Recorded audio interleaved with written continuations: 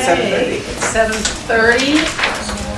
We will call the January 15th regular meeting of the Parks and Recreation Commission to order.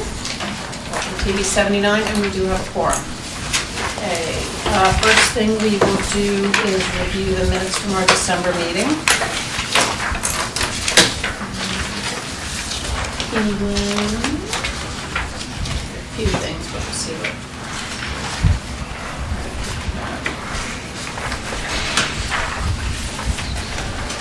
Mike? Anybody? Good one.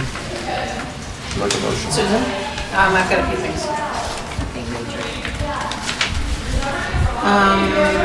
Okay, on the page one, under the audience, Jamie, because we list a lot of the different Parks and Rec Committee people. You've got Diane listed as vice chair, but then you have Adele listed as actually chair, but you don't list that she's the chair. Okay. So they were to do that, but I don't know if we could just write audience, RTM Parks and Rec Committee members, and then list each with them, and Adele Khanna, parentheses, chair, and whatever, and then just list the others, maybe instead of repeating RTM Parks and Rec so many times.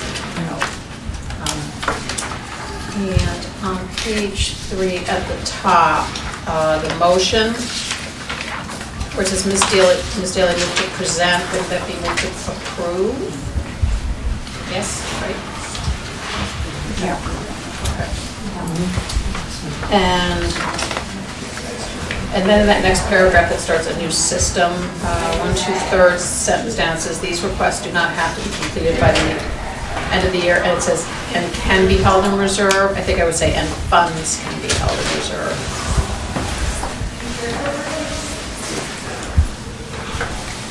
And then at the end of that paragraph where it says the commission agreed to add an item of demoing, I think we should use the word demolishing. And then the summary correspondence, Pam, was that you? It says Ms. Boris stated, but did you go over that? You usually do that. Yes. Okay, so I think that was, yeah, so. And that was it. Anything else? Okay, then I will take a motion. So moved. Mike and Mary Louise? All in favor? Cool. Okay, the first action item, or really the only action item for this evening, is the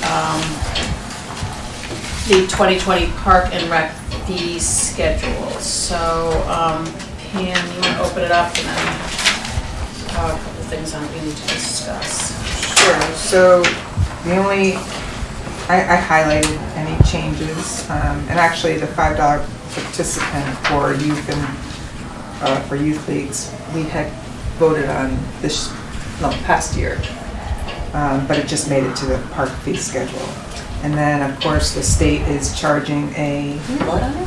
Yeah, this one. The $5 we did. yeah, Yeah, okay. I must have missed it. So that really should be listed as in place now for 2019, 2020. put it in 29. Well, no, we didn't start charging until. We didn't start Well, no, charging. actually, we did in 19. We did. Oh, you did?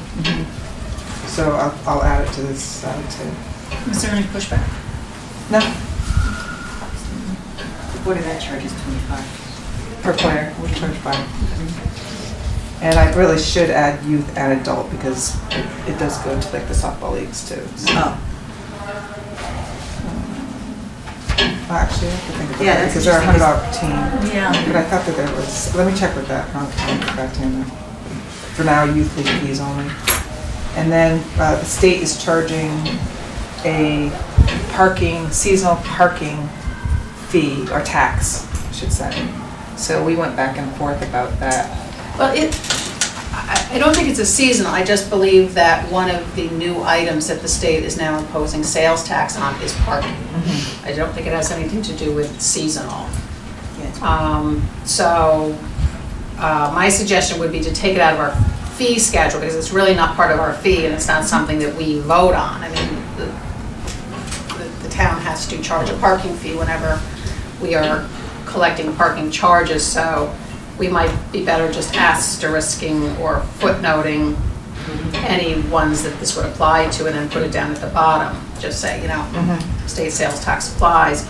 If that's the case, I would think we would need it for replacement beach permit, town employee, non-resident taxpayer, I mean, basically, Everything. everything. That being said, one thing I did query about in looking at this is we call it a beach permit, not a parking permit. And therefore, I was questioning whether it would be subject to the tax or not.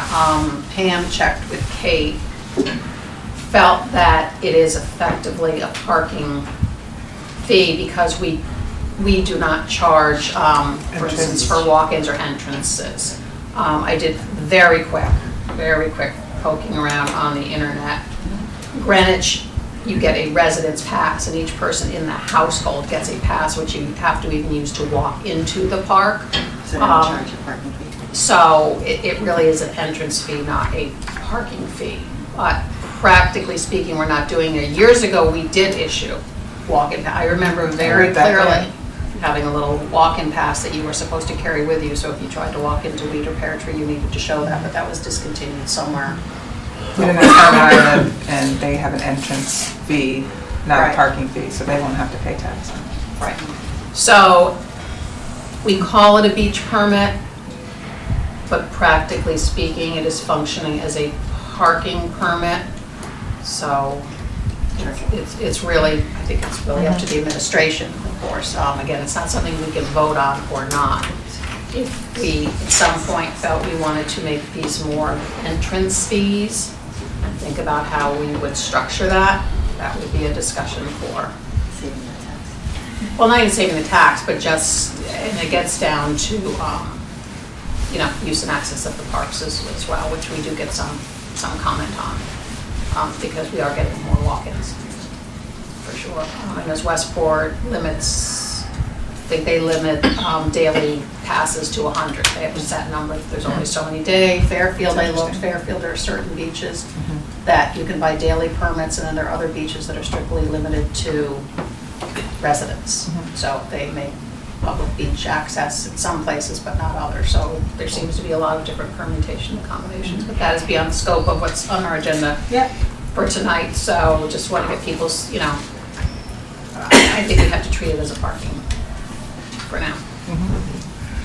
So we're not voting on changing the fee, it's just that you might note that, like an asterisk, like Lori said, to Right, just right. say that there's going to be a fee, the tax that's Yeah. is addition, Right. not imposed by the town, Right. basically. Right. It's imposed by the state. Yeah, no, I get it, no. And I mean, Norwalk doesn't even have a parking permit, so they don't have to charge it for their beaches at least. You don't get a permit for that, you don't pay for it. You know, They just just- They just show proof of residency. when you pull in. No, you like, I think your license plate is, they changed it, but they don't Yeah. they don't collect fees for beaches, I don't remember. I don't know if you've seen that. So this is something we could decide we want to take up going down the road, but it's not where we are this evening. So generally, it just looks like we haven't raised anything in 2 years. And that's where we want to be. Yeah, we typically don't if we're not offering new, like, significant improvements. The last time we raised it was when we did Reed Beach, and we didn't do it for many years until that was completed. And then once it was completed, then we bumped up the parking permits, like, until we feel like we're not offering anything. That was at least the sentiment of the commission at that time when we did it. And then we need to bring up So- the holiday. So the pathway, though, might be a reason. If we redo Pear Tree, I mean, any type of major enhancements, then Yeah. we could then revisit it, but we just felt like to hold. Sounds fair. Yeah. I think, did we start at like, I want to say when I started was like 25? I know, it's been a while. So it's just, it hasn't gone up in the last few years. It's gone up once since I've been I here. think we It was bumped 40 to it 45. a few years ago. I want to say we started, I was here for at least 35, I believe it was 35. Can I ask you a quick question about the youth league fees? How much money did that bring in to the department? We haven't had a total yet. We started in July. And so, And that's collected by the, whatever, the baseball association. right, and they'll whatever, so- hand in their rosters. So I can compile what's come in so far and report back to you. Yeah, just out of curiosity, Sure. if it, I mean, I do, it's Because a we're bit- only gonna do one, like Little League, their biggest registration's in spring, so that's when they'll pay that. And then, Nothing for fall, well, no, we wouldn't just do once across. Yeah, it's like a once For their a year large, thing. because that's their main season, and then you have fall soccer as their main season. So So they're you're all just doing playing it year for- round now, yeah. but, yeah, So it's one time imposed, and in theory, you only get, as a player, you only pay once. exactly. Yeah, as I recall, we had to sign up for spring soccer.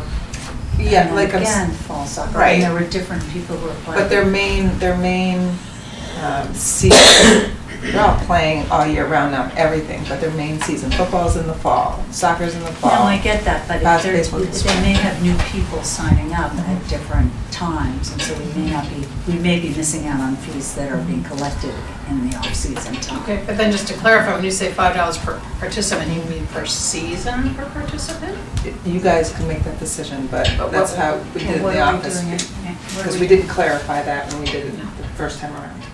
Okay, So we really, in the office, So we thought currently we'd it's do just it by once a year. season, right? oh, by season, Well, right, their main season. their main So- season. Right, So because it's they're once a playing, year. right, so far. So it's not by Change season, that, you it's by can. once a year. Mhm. Really? So it's the But if fall Johnny soccer. plays baseball in the fall and then baseball again in the spring, he's paying $10 or $5? He's only paying once, the regular, the large sign up, which is the sports typical season. I understand that. I'm just wondering if we should look at doing it twice, because they do, I mean, at least when my kids were going through it, they had to sign up for Right. 2 different Right. sessions. We had didn't to want it write to be a check. overkill. We had to write a you know, check. So, Like, well, it's not, it's not because there's quite a terrible. few. Let me come back with the. But there is the- demand on, yeah, but we have to vote, but there is demand on the On the field. fields. Mhm. Yes, Yeah, there is. demand on fields, just to maintain So it's the a wear and tear fair- on the grass and whatever. I mean, Jim's team spent a lot of time Right, maintaining those and fields. it's also like a good fee only because it puts the burden on the end users versus if we are using your department for other things, we could say, this is, we're spending time on this, but we're also collecting fees for it that are Right. appropriate. Do you see what I mean? So Yeah. it's a good way to show what you're doing and, you know. That's how we felt to handle it in the office, but if you feel differently. No, I mean, I think it's Mhm. important. I Mhm. mean, the Board of Ed is doing it also. Right. I do too. So Mhm. I think, you know, if we can get bigger on how much you are getting and if we can just make it consistent, I think Sure. it's really important because Okay. we're seeing a little confused on the seasons, so. Okay. So we think that should be $5 per participant per season, per, Registration. per I mean, registration. Per registration. Right. I mean, it would just be, you know, it'd be less, you know, I mean, so maybe a family might have to pay $10 this Right, season. right. But it's a small portion of, I mean, I remember it being a few $100s each sport. It's also easy to monitor because otherwise the team, if you're really gonna match it to the roster and your receipts, you've gotta go through and dedupe it and stuff too. Right. The only caveat for that I would suggest would be if someone had some sort of scholarship within this. They take care of that But they individually would though. take care of it. They, Yeah. like, if there's a scholarship, you go back to the individual and they can, whatever, mitigate whatever the cost. Right. But I think we could help. They could take it out of the They could take it out of the $5. Easily, yeah. Thank you. Okay, and then we have to talk about the holiday paddle building rental because I noticed this on the schedule. And I was sure we had not approved that last year and went back and checked the December minutes and in fact we had not.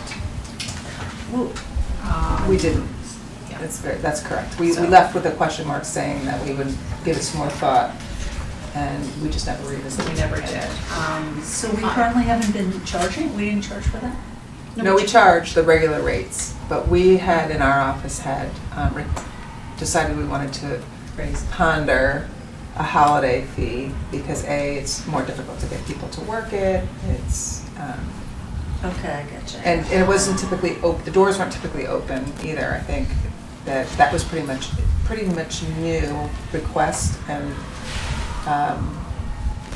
Jim in the previous years had not opened that door, and sat down and discussed it and said, hey, look, we have somebody to work, why not? Does the worker get paid more, time and a half or anything, or are they just getting the standard rate? I believe he does. I don't know my words, but I believe he does. What is defined as holiday? And that was my next question, Yeah, I about mean, defining that's the- holiday, yeah, and which that's we'll have to pretty tie back to the Is rules and Monday stuff. holiday, like, is it Martin Luther King, is it a town holiday? I think that has to be pretty well laid out before we start Right, I mean, whether bumping this is. Right. yeah, and this is, I mean, it's from 50 to 200, I personally think it's egregious. I just think it's that's- very high. It's really high. And it's a 3-hour minimum. Right, I so, mean, I could see Seems doubling it tops, but Mhm. not 4 times. 4 Right. times. And I also don't know how be- it was come to that conclusion, I can't recall from last year. Also be important to know if he is getting time and a half or Mhm. overtime or what that is, because that'll come into our thinking. Right, okay. Have we had holiday registrations? Have we had holiday events? Just in the last couple of years, Yep. during New Year's Eve, Christmas Eve, And so they paid this fee and they paid. not that fee, that was What was the fee? proposed, just a regular fee. Oh, just the, I see. Yeah, they're paying just a regular fee. But Which the- is 50. Got it. but that's you for rent the paddle pile, court and you're on also those. renting the courts. Yeah, Yeah. right, but you rent Which them, is a right? price. But there's been no holiday as well. differential up until now. Would you Right. open your courts for, Right. on those days? Say again? Would you rent the courts on those days? New Year's Eve and things like that? Not typically, but. No, you don't? But we Okay. have now. We had a request, we honored it, and then it was a big hit. And, you know, the request came back year after year. And as long as, for any type of rental, as long as we can find someone to work it, you know, but it's not a guarantee. It's- But that's always the case, Right. right? Right.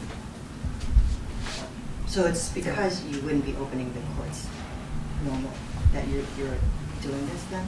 Because you're just saying New Year's Eve, would the courts be rentable those days normally? I'm just, No, not, No, okay. they had not in the past. no, New Year's Eve, maybe Christmas Day, I'm just making. Yeah. But during the day, like, say we included, you know, Mhm. the Martin Luther King, which is a Yeah, holiday, yeah, yeah. again, we would have to define that. Yeah, Mhm. If it's daylight, people can just go down and play, so, in theory, yes. And- right, so. And I believe they're open now, like Right. those holidays. Right. Just was only certain Yeah. major holidays. And technically, those aren't even the holidays. I mean, we're not talking about Christmas Day. We're talking about Right, Christmas exactly. Eve Day or Mhm. New Year's Eve, which,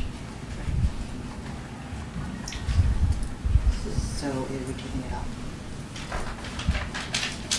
I think it's really I high. think we can just Yeah. live with it again and really come back and maybe have a good discussion with Jim Coglin on it in terms of, you know, right now we have an employee that's pretty aggressive in terms of wanting hours, so he's been consistently the one to Work those. accommodate. Okay. So it should be off both these Yeah. coppers then?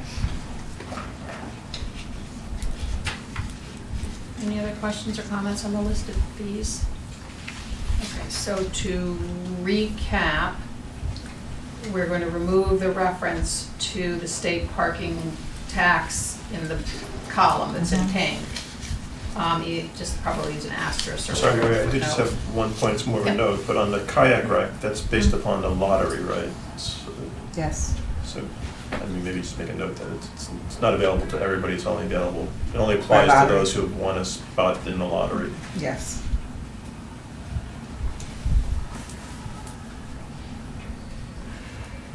Okay, so whether you want to do footnote 1 and footnote 2 or whatever, and then just every one of these that is effectively, you know, a parking fee, you would have to footnote that, Okay. you know, state sales tax apply. I think you just say state sales tax applies. Also, the volunteer fireman, post 53, which is on the bottom, you might move that Right. up so it's closer to the other parking fees. You see the volunteer one that says post 53? That one? Yes. I would note that that's a beach permit too, because it doesn't make sense that it's Okay, in sure. there. So move it up and just write Mhm. beach permit for those categories.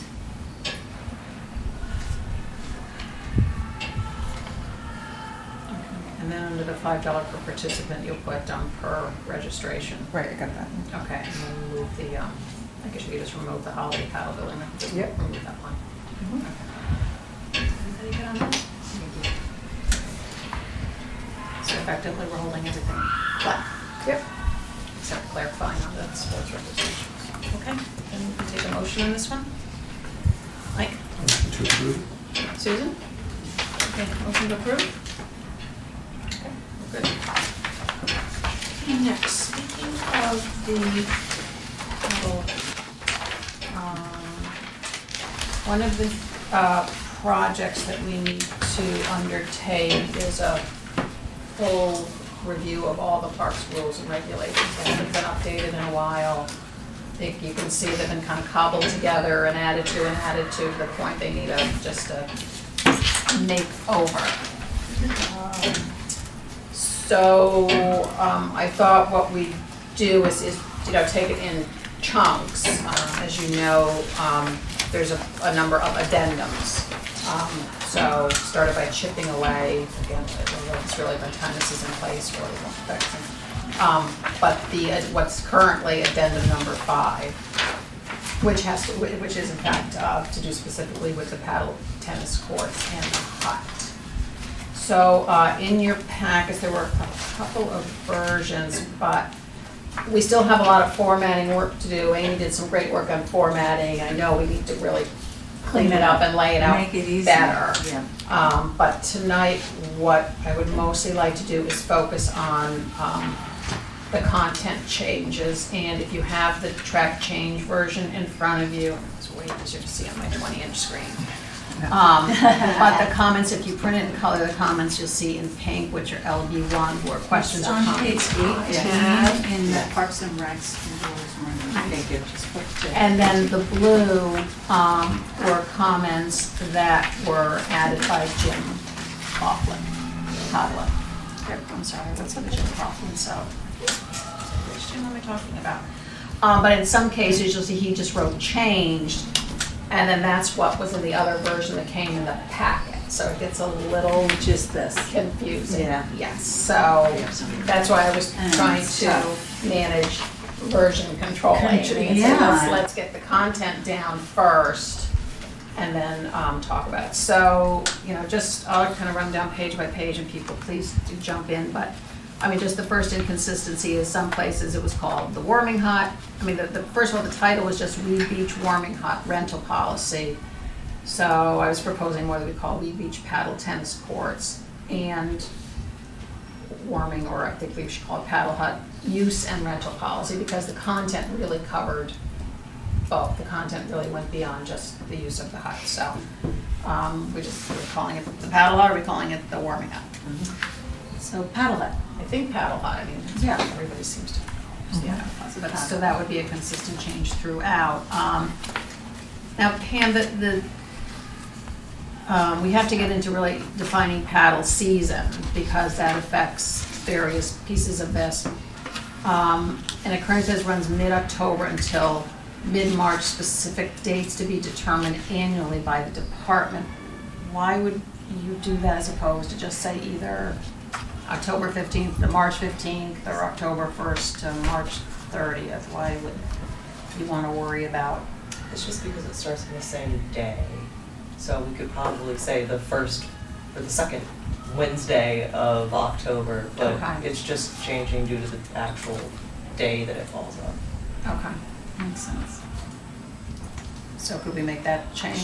Sure. Okay, so you set it to the count, like a specific. It's to the calendar. It's to the calendar, not just October 1st. Mhm. Okay.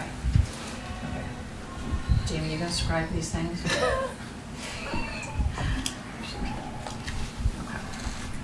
Okay, and then next, okay,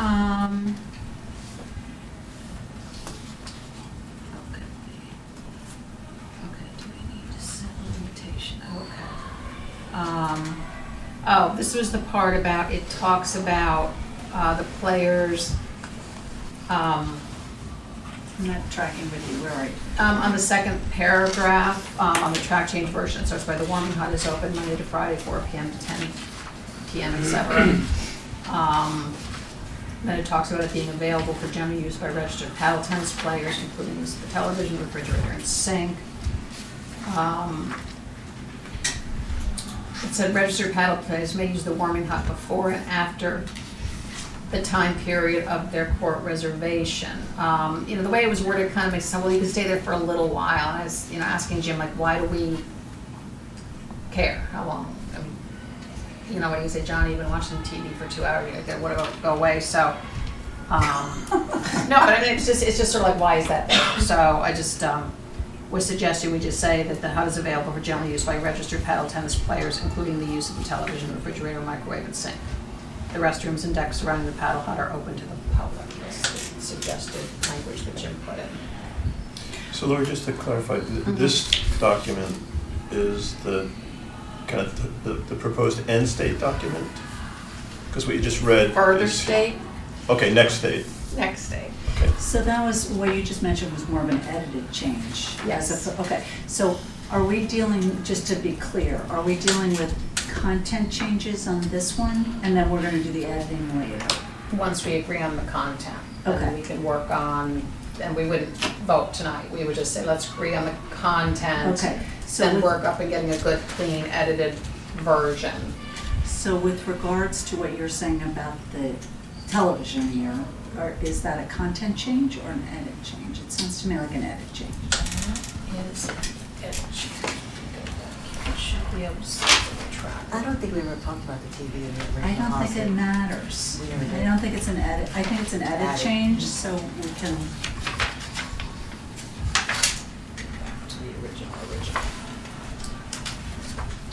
so are you saying that the issue is time associated with it? The and way we should it's talk about the worded time? now, it made it sound like people could stay for a little while.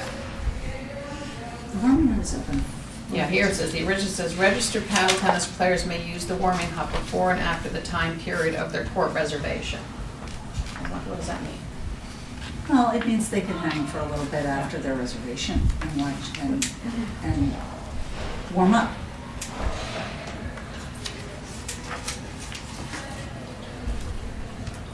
So should we just say that, like, what are we entitled, I think it's more like, what are we entitling them to? Well, once again, going back to this here, Right. that excludes that, that seemed fine with me, I'm not sure why. Just I don't think it take hurts to have that there, but to your Okay. point, it sounds like it's kind of redundant, it's Yeah. superfluous, like that. Right, So, I just edited it out on this Right. one. yeah, or the point is, or are we not really restricted, are we just saying the paddle is available for general use? I mean, because it sort of makes Well, a it does- distinction that the distinction seems to be the paddle players can go in and use the hut when they're playing paddle and go in and have food afterwards, watch the football game or whatever, which they do. Somebody else who happens to be at the beach but doesn't play paddle can go down. Yeah, I'm guessing the use the intent- restrooms, use the deck, but in theory, we're saying can't. I'm guessing the intent here, when this was originally drafted, was like thinking about somebody who's gonna hop in their car and come down from some part of town and go sit in the paddle hut and watch TV for 3 Right. hours. It had nothing to do with playing paddle. Right. I think that's probably, I mean, you know. Do we care? Somebody has to kind of just keep an eye on that. No, my question is, do we care? Or do we want to, in the rules, distinguish that we want? I don't know, is it a problem? I'm just saying, that's how the rules are currently worded, so. Perfect, okay, so I suppose It's always been for the use of people using using the paddle courts. That's the distinction. I mean, that's Okay. what we intended. Okay. And especially during the winter part Okay. of the season, when it's paddle season. It's Right. for people that use that. because we're getting fees associated Yes. with it. Right. Right, so that's part of their fee, Yep. is they can Right. use the paddle hut. Right. That's why we're. So then maybe we just leave it during this time, the But paddle hut is it's- available for general use by registered paddle tennis players, period. Yeah, it's fine. But the restroom and the deck surrounding the paddle hut are open to the public. Right? Correct. So not watching TV. Because the bathrooms at the bathhouse are not open. Correct. So this is the only bathroom on site. Correct. So that's why we've left it open. So what did you just X there? Just the, including the use of the television, refrigerator, microwave, and Okay, sink. all right, yeah, that seems That's, right. Edited that out, okay. okay. Okay, and then there were references in the rules to a paddle party, but it really wasn't defined. It says, to rent the paddle hut in season, it has to be a paddle party, but that was not a defined term anywhere, so I asked Jim to help define what we were going to consider a paddle party. And you'll see in the language where he suggests that the paddle party would require rental of a minimum of 3 courts for a minimum of 2 hours. Okay, so that's what's on the edited part too. Right. That was Jim's suggestion, because previously it just wasn't clear what a paddle party Okay, so that's was. good. So in theory, like if you do that, that means that people that are renting the other 2 courts wouldn't be able to use the paddle hut? I'm just putting that out there. And that was part of the reason we had it as a 5, that you had to rent all 5 courts to get it. Because otherwise, if we're saying you're paying for the court and now we're not letting you use Right. the warming pad, that's kind of, that's still, you're two, I mean, that's a group of significant people. That's almost half. Yep. So I think that's why we put it in there originally, to make sure, to ensure. I think the other 2 courts are using the warming fire pit. Just saying, so it's an I get opportunity it, to but stay I'm just, warm. that's the reason that policy was in place, just because of that. Right. So, Do you know how often there's situated where it's say 3 are rented and the other 2 are being used by other groups, I and does don't that cause any offhand. kind of, And I haven't heard any issues. any issues? yeah, but that was the intent. That was the original intent, that we didn't want to exclude anybody that would be renting the courts from using that. Because it's the paddle warming, I mean, to say, well, sorry, there's a private party Mhm. for a town facility that you've rented is kind of a little bit off. On the other hand, if you're having a paddle party, we do want people to rent at least 3 courts. No, we're saying you have to rent 5 courts, that was the original policy. I know, but 5 courts seems a lot for a paddle party too. And we want to give people the option to 3 courts, because 5 is a lot. That's a lot. And it precludes, this at least allows people to play. Like, somebody might just come in and say, okay, I'm gonna take all 5 courts and not use all 5 courts. And then this But way, they've paid for the right to do that. they, But it gets yeah, really expensive though. but it gets expensive. So and how much that's- would a party be if you rented the courts for 2 hours, 5 of them, and then you did the $50 an hour thing that you guys charge? Ask the question again. I'm asking. Yeah. Like you rented all 5 courts for 2 Yeah. hours, and then you rented the building for $50. What is it, $50? No, if you rent off 5, you get Then the you get building the for building free. free. So then how much? that. So then that's different. Yeah, that Doesn't is say that. different, it doesn't So say. that's why we did it. is we- That doesn't say anything. Doesn't say that. Yeah. It's different, so we'll just add. I think that, and Where I does don't that think, go on the fee schedule? and so, It needs to go on the fee schedule. That should go on the fee schedule. Mhm. It doesn't say that Yeah. anywhere. I think that's, I mean, I walked into that. That's something that the department's been doing, So so I is- didn't realize it wasn't on here in terms so of. in theory, it's $25 PM it says here. Is that per court, per hour, or? Right, per court. So it's $25. So you're talking about $125 to rent for a paddle party, or is it $250? Is it per hour? Per hour, yeah. So it's $250 to rent Mhm. all 5 courts and the paddle hut, use it to your exclusive use for 2 hours. That's not, I mean, That's a pretty good deal. that's a great deal. Yeah. Because you get to play paddle and you get to use the whole building, it's all yours. Anyway, so that was the intent, just to go back to. And I think too, as we're going through this, so we're not voting on this tonight anyway, but I think Jim needs to be part of this discussion, since this is really a big part of his job. So I think I'll invite him, I don't know if you want it to be the next meeting, next month. Well, I don't want Yeah. to start this and then, Right. So Why don't we invite him then it to goes the off next the one? radar. Because I think I'd sent And- the original, And I sort can of share marked these up. notes with him after we're done. Yep.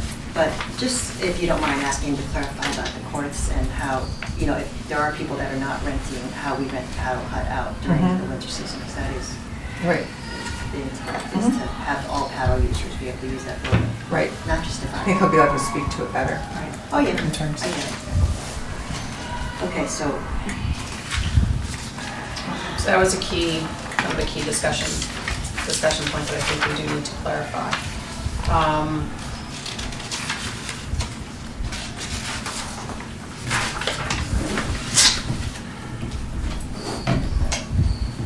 And then he had also added a note basically saying that because of the leagues, that there's times the hut really isn't available for parties, and kind of his note almost implied that it's really only available on like Saturday and Sunday evenings, because during the week, the courts are almost fully booked at this point. Right. By leagues. Just, or just in, you know, like my husband plays every Wednesday, he's there now, he plays every Wednesday night. You get, you know, you get the season thing, you know, you buy in the fall and they do, Jim does the lottery, right, and signs it. And just, so effectively, the courts are rented out, so it's used. So he really is saying that there's really limited evenings based on the demand that we now have for the people who just signed up for the season, and that So the it's courts are blocked booked. time. It's basically blocked between that and the leagues. He's kind of saying it's only available for paddle parties on, I think he's saying Saturday and Sunday anyway. Mhm. So it gets a little inconsistent. Yeah. So I think we need a lot more clarity around how we want to handle this, Right. based on his historical. And do you want him to come with or you know, put in the next packet, his version of this being cleaned up on top of Amy's, you know what I mean? The only thing we have to be really careful about is version, Yeah. version control. I mean, the ideal is you start with the original and the changes are done in track changes, and then if somebody else adds track changes, it shows up in a different color, and you can kind of see Right. all of the changes, so in the end you know. Right. You know, so if he's working off one version and Amy did, then all of a sudden we've got a mess. Right. Well, mine's pretty easy to read, so he can just look at it back and forth. I think we need to work off this. Yeah, the other way would be for him to do a summary document of just really key, not formatting, but just key, you know, what are the key changes? Mhm. You know, in terms of the, you know, the actual rules, you know, what are we trying to accomplish? You know, or are we just saying, you know, it's only available for paddle parties on certain nights because the usage has become high enough that no one effectively can meet these restrictions. If you're saying you have to have at least 3 courts Right. or 5 courts, there's just too much time that's not possible during paddle season, because most, you know, so many people are coming to do seasons. I know over the holidays and stuff, I had friends, you know, emailing around saying, you know, let's all go down and play paddle, and then they got a bunch of people, and then they were like, oh, never mind, there's no courts anyway. There's no room, so. I would think we'd want to have Jim and Pam take Yeah. a crack at this and come back to us with their recommendation, right? Mhm. Based upon all of what you Right. guys understand, and then, as opposed to kind of hacking through this. Yeah. Yeah. But I think these are some of the key topics that we need, that when you read. I mean, this is good for background as now, they're- so the next as they're time Jim comes posted now, back. as you read Right. them, it's really just not clear at all, kind of what our intention is here. So, and then you'll also see, you know, there's a section that addresses alcohol beverage and serving, and it referred to no glass bottles, and frankly, I question that, because if people are running it out, they're gonna have one bottle, so. Of course, yeah. That's probably. the reason why that was brought over, was because we don't allow glass on the beach. That's why, Right. I'm just trying to show you the consistency. Yep. That's why that was originated that place. So that's something I think we need to, he agreed that probably didn't make sense for use within the building. Yeah. And then really another key thing that I wanted to talk about is the rules currently state that the facility can be rented by anyone 18 and over. And personally, I thought that was young. It should I be thought at it was least young. 21. I thought so Um, too. Especially if there could be alcohol in there. So Yeah. that would be a change that I'm proposing, is to make it a minimum rental age of 21. Also, I think it's, you know, if people are underage there, they have to have the person who signed the permit there. Mhm. Right, so if there is kind of a youth paddle party, Right. the person who's over 21 has to be there. And I think there's Right. provisions in this for that. Right, they sign all the person who's actually the permit holder has got Has to be to there. be there. And that's consistent through all of our policies. Mhm. And then there was also on the insurance, it said renters must submit a certificate of insurance, but when I questioned Jim about that, he said, well, we really only do that for large groups. So again, I think that should be clarified. But if we're not requiring it of everybody, it should clarify when it is required, you know, groups over Is it Yeah. groups over 25, is it groups over 50? Really, what do we need? Right. Again, if we're not applying it consistently. Well, it says also that renters might be required to submit certificate of insurance and name the town's contract according to the requirements of the town. So wouldn't the requirements of the town cover that? The size? No? In that I policy? think the requirements of the town or the requirements in the insurance, what is Yeah. required in the insurance certificate. That's right, and so I would think that the COI would have that information on it. Mm-hmm. I don't know that you have to detail that out on this document because it's covered by the Correct. phrase. Correct. Is my point. Right. And this makes it clear. Mm-hmm. Okay. So I think that probably is fine. Right, but if we're not getting it from everybody, Right. then we need to delineate when we are collecting it Sure. and when we're. Yep. It's Yeah, usually when it's a fair group enough. event, like nonprofits, like when we did the parade at Tilly, we used to have to do a certificate of insurance. So anything that we posted, like big, like even when we did the camp out with the scouts, Yep. we had to provide Provide insurance insurance. for that. So But that's anything- not what this says. This Yeah, makes it this sound is like everybody has to. And I don't think And we're absolutely, we're not doing that, so. Good point. So those were some of the key hot things that I wanted to make sure we got out there and see if people had any other key points that they felt we needed to clarify or So whatever. if you also say renters may be required, I think you're covered in both instances. So the private and, I mean, if it's a very large party, you may want that at some point, a large private party. So just by putting may, I think that'll work under the insurance. That's on 5 on the Yep. document. So are there any other key areas where, what we call business points and people's review of this particular appendix that you wanted to bring out? Since I think I sent this to Jim back in October, hoping we would have it buttoned up for paddle season, but we walked through the big points out. Can I ask you a little bit about the cleaning and the trash? Mm-hmm. So if you have a party there, you have to take the trash out of the building, is that the policy? Or I thought you tried to charge a cleaning fee or something? No, we have our paddle attendants on duty, and they do light housekeeping, help clean up. And the trash cans there are being cleaned by the cleaners. But if there's excess trash, like anywhere, whether it's in the paddle hut or it's in the parks, we ask that people take their excess garbage with them, because the animals will get at it. Like if there's no room in the park trash can, don't leave a bag of trash on the side of the trash can. Because we've had some major messes because of that.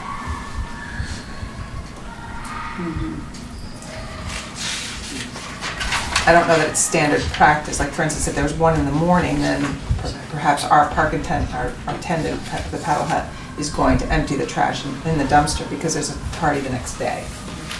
So there's some common sense going on there too in terms of having to be picked up greater if there's something in the morning, which typically there's not. Is there a dumpster? Because then you Yes. guys have a dumpster. There is a dumpster. So they don't need to take it home, they just need to put it in the dumpster? They put in the dumpster. Okay, I just want to make sure. 'cause But in you the said- parks, like that sometimes. Oh, no, I was just talking about the paddle building, I wasn't talking about Mhm. the park. Oh, one other thing is the rules currently reference that only one rental facility is permitted per day. Is that something that you We changed that.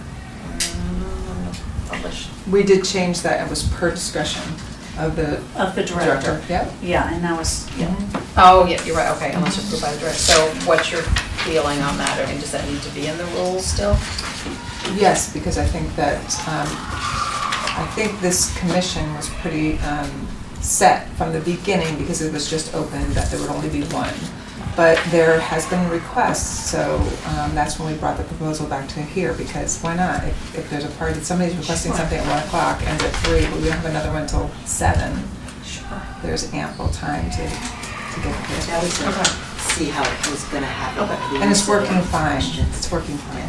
We didn't want to overtax the staff. I think that was their original intent, Okay. is not knowing how we were going to staff that whole thing and what the And needs were. cleaning, like how is Cleaning. cleaning getting done, but typically it hasn't posed any problem. All right, Mike, Mary Louise, any other, business points in your review that you think we should discuss so that Pam and The only question I have Jamie can is- go back and discuss with Jim? Are we talking about anything else Not besides? tonight, I thought we would just take it in. Okay, so That's a good. the piece about parking permits, et cetera, you're not gonna touch that? I wasn't gonna, yeah, we were gonna try to do it in chunks. Just because it's a very long, I mean, you know, Thank you for doing that. if we do it all, it'll It be looked like like a lot of thought. It'll be like all night, multiple nights. It's gonna be a long process to go through and really get them cleaned up and get them, you know, freshened, as I said, they really need to be freshened up. Okay, I don't know why that wasn't, I also read the whole document as well and made that's good. changes to the whole thing, which is fine. Yeah, keep your notes. But I think, I guess it would have been good if it had just been clearer in the email that we'd gotten that what you really wanted us to do. Right? So, Well, you're ahead of the game. and which is always a good thing. Thank you. It's good to read them again from time to time. Yeah. Anyone? Just a quick thing, so the difference between these two documents, I'm noticing that this one incorporates the no smoking regulation and this doesn't, so this making a right, that's something we recently voted on, so. Right. So, just to, once again, just to clarify, this document is what now? Should we be working off of? Did you do the same, Amy, or? I did, I took the document that was sent. Yeah. And I edited it up. And interestingly enough, most of my changes were changes that you had made in the track changes anyway. I just felt like this Right. wasn't very easy to read. Got it. And certainly I can make this even cleaner and Okay. take another pass at this. Okay. I think it's all pretty much covered in here. But he should just look to make sure that it is. And I just think this is easier for people to read than all those, the track changes are followed with all the colors and everything. Right. else to follow. I live by, my whole I life know, is track changes. believe me, I look at track changes all day too. So, You guys are leading an exciting life. Thank you very it's much. very thrilling. Thank you. By track changes. Okay, sure. So we'll close the discussion on this for this evening. We will pick it up next week. You said you'll have Jim join us, that would be Yes. ideal. Yes. Okay. And then that would also, you know, it's been on our agenda, it's been discussed, to the extent people come back, if there's public comment about it, people will have a chance to get any public comment about it. It's a worthy exercise. Yeah, but we do, I mean, this is a very lengthy document, we really need to be working our way through it. Right. Because it's been, Yeah. it's been a long time. And I think mostly it's just been added to. Right. Exactly. Okay. All right. And there are inconsistencies. There are a lot of inconsistencies, yeah.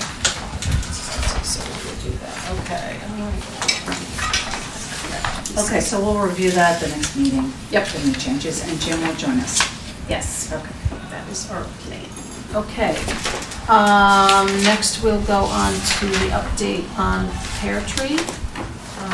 Turn over to Mike to give everybody an update on what's been. Sure.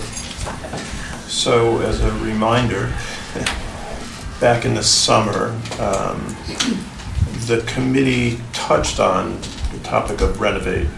And you guys are aware that by and large, the path we were going down was with a focus on building a new elevated structure, which the commission had voted on multiple times. But as part of the charge, that we were directed to go back and look at, or to, not to go back, but certainly evaluate the possibility of a renovate option. When we looked at it during the summer, the one thing we didn't do was, we touched on it, we didn't really drill down on it, and not drilling down on it, what we didn't do is come up with a set of numbers to identify what we were talking about in terms of costs of renovate. So having said that, we circled back and had Neil go back the latter part of the year, November, December, and come back to the committee with an understanding of what we're talking about if we were to do a renovate. What Neil had done is a number of visits on his own. He's an architect, he has kind of sense of what he's looking at, but what he also did is brought in a contractor, Werner Construction, these are the Greenwich guys, they actually worked on Weed Beach, and worked up a set of numbers for the committee to evaluate, to take a look at it. So I have, so I'm guessing you guys have seen Neil's presentation from December 18th, in that there's a kind of a whole set of information in terms of what, how he's laid it out. I have this, I'm just gonna pass this around quickly. This was a bit of a summary that I did for folks who were at the committee meeting, and for Lori's benefit, and I'll just maybe walk us through that very quickly. Mike, just a quick question.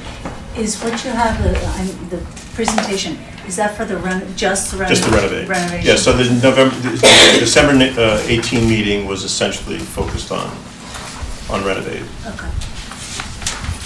So, just maybe to recap, basically the way Neil went about it was, well, let me work off of this for a moment, then I'll come back to this. So, just to set some context, and that's under what I have here is a few things to note. So first of all, when we're talking about renovate, we're talking about the existing structures, and there's a set of constraints that FEMA applies when you're attempting to renovate non-compliant structures within a VE15 zone. So you guys are well aware of that now, we're all experts on what that means. And applied to that is what FEMA refers to as the 50% rule, and then there's a 3-year look back. So the 50% rule is based upon essentially allowing an expenditure up to 50% of the appraised value of the structures.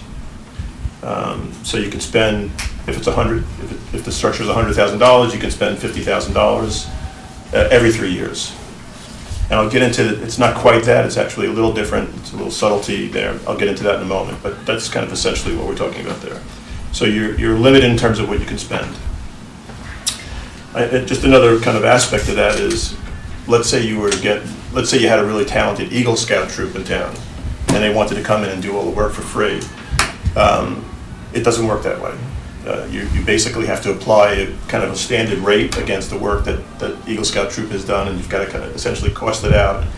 And you can't say, we've got an unlimited amount of time and energy that's going to go into it, and we can do whatever we want. Basically, FEMA doesn't work that way.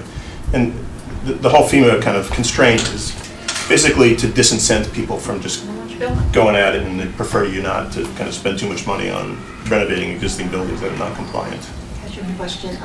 With that, I know that when we did Wheat Beach, we had to follow a lot of rules, and one of them was prevailing wage and Yeah. things like that. So I'm assuming that's That's what I'm referring to. So you're constrained by the prevailing wage And like they have to have requirement. insurance. They have, we just Yeah. can't hire people. Yeah. Like you're saying Eagle Scouts. Well, yeah. People that. I mean, the town has its own requirements as well, but just generally speaking, I mean, there's, so that's one aspect. But another aspect of it is there is a state regulation that requires that if you're renovating a structure, you have to spend at least 20% of whatever your renovation budget is on making it ADA accessible. That's not FEMA, that's Connecticut State. What Neil then did is he went through and kind of recognizing that we're constrained in terms of how much money we could spend in any given cycle, let's call it a tranche. Neil kind of made some suggestions as to how he would approach, as an architect, the nature of the work that would apply in any one of those tranches. That's completely, there's a logic to it, but let's say it's arbitrary. So in other words, if there's nothing that says we couldn't do it in some other order, so it's just a kind of a framework for discussion. Okay. So for folks who look at this, it's not meant to be kind of something that's cast in stone.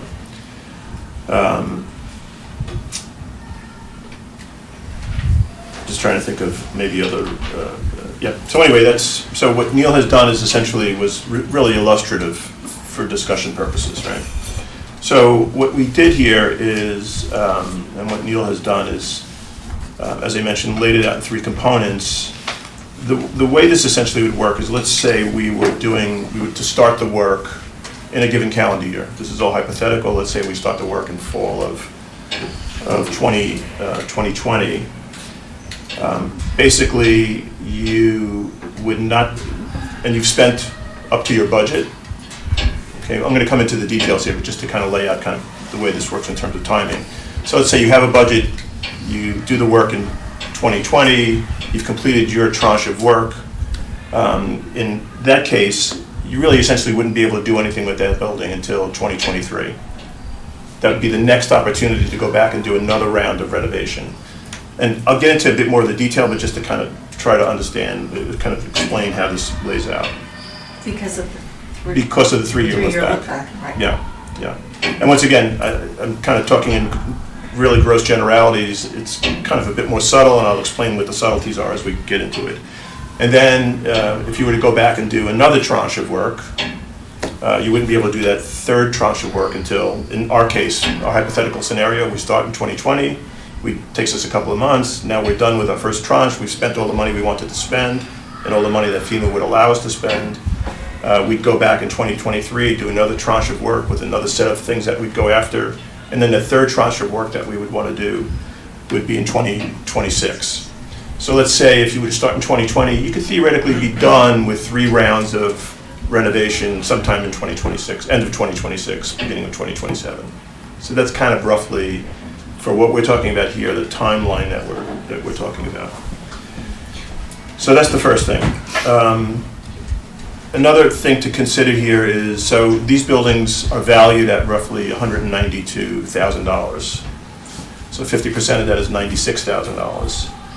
What we, in terms of being prudent, what we would want to do is be careful that we don't go ahead and spend the entire $96,000 on the first round on any one of those rounds of improvements. Why is that? Because if we were to spend $96,000 on any one of those rounds of improvements, let's say a bad storm comes through, tears the roof off in year 2, we would have no money left to spend to repair that until we got to 2023, because we're constrained based upon the 3-year look back in terms of how much money we could spend in any 3-year period. So in other words, as much as we have $96,000, we would want to hold back a certain amount for contingency in the event something happened within any one of those improvement periods. How much we hold back is kind of, based upon what we would think we want to set aside to protect ourselves. So, so essentially the way Neil has laid it out is in 3 tranches, as I've mentioned. And those 3 tranches kind of are defined as component 1, which is essentially kind of going after and renovating the bathrooms. Component 2 is renovating the building adjacent to that, which is the concession, the lifeguard, the first aid, and the existing marine unit spaces. And then component 3 would be, so by that time, we will have kind of addressed the bathroom, the bathhouse, the bathroom structure, the larger concession structure, and then what Neil is recommending, or at least calling out as a third component, would be kind of working on the exterior of the structure at that point. So if you guys want me to, we can go through the details here. I'm guessing you've looked at all of that and you're familiar with it. But in the meantime, what I'll do is I'll just explain kind of where some of the subtleties kick in here. And probably the most significant of those is the fact that with each tranche of work that you're kind of applying at any moment in time, you're increasing the value of the structure.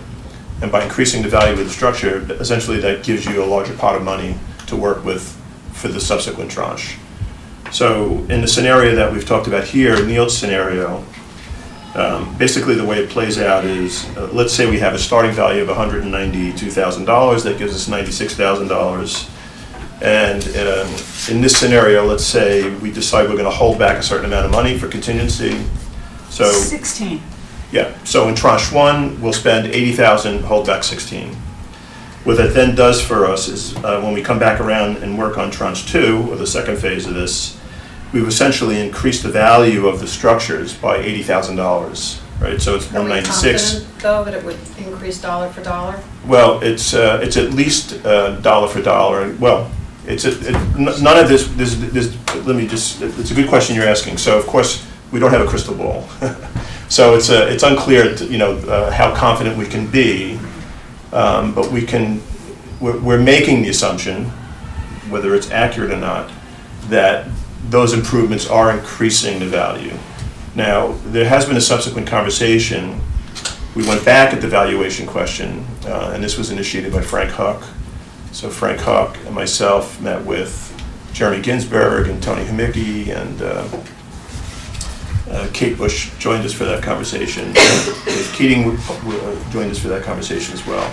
And we've gone back at this now a number of times, asking the question, like, is there anything that we can do, or kind of any other way that we can approach this valuation question that just seems logical? These are wonderful buildings at a beach.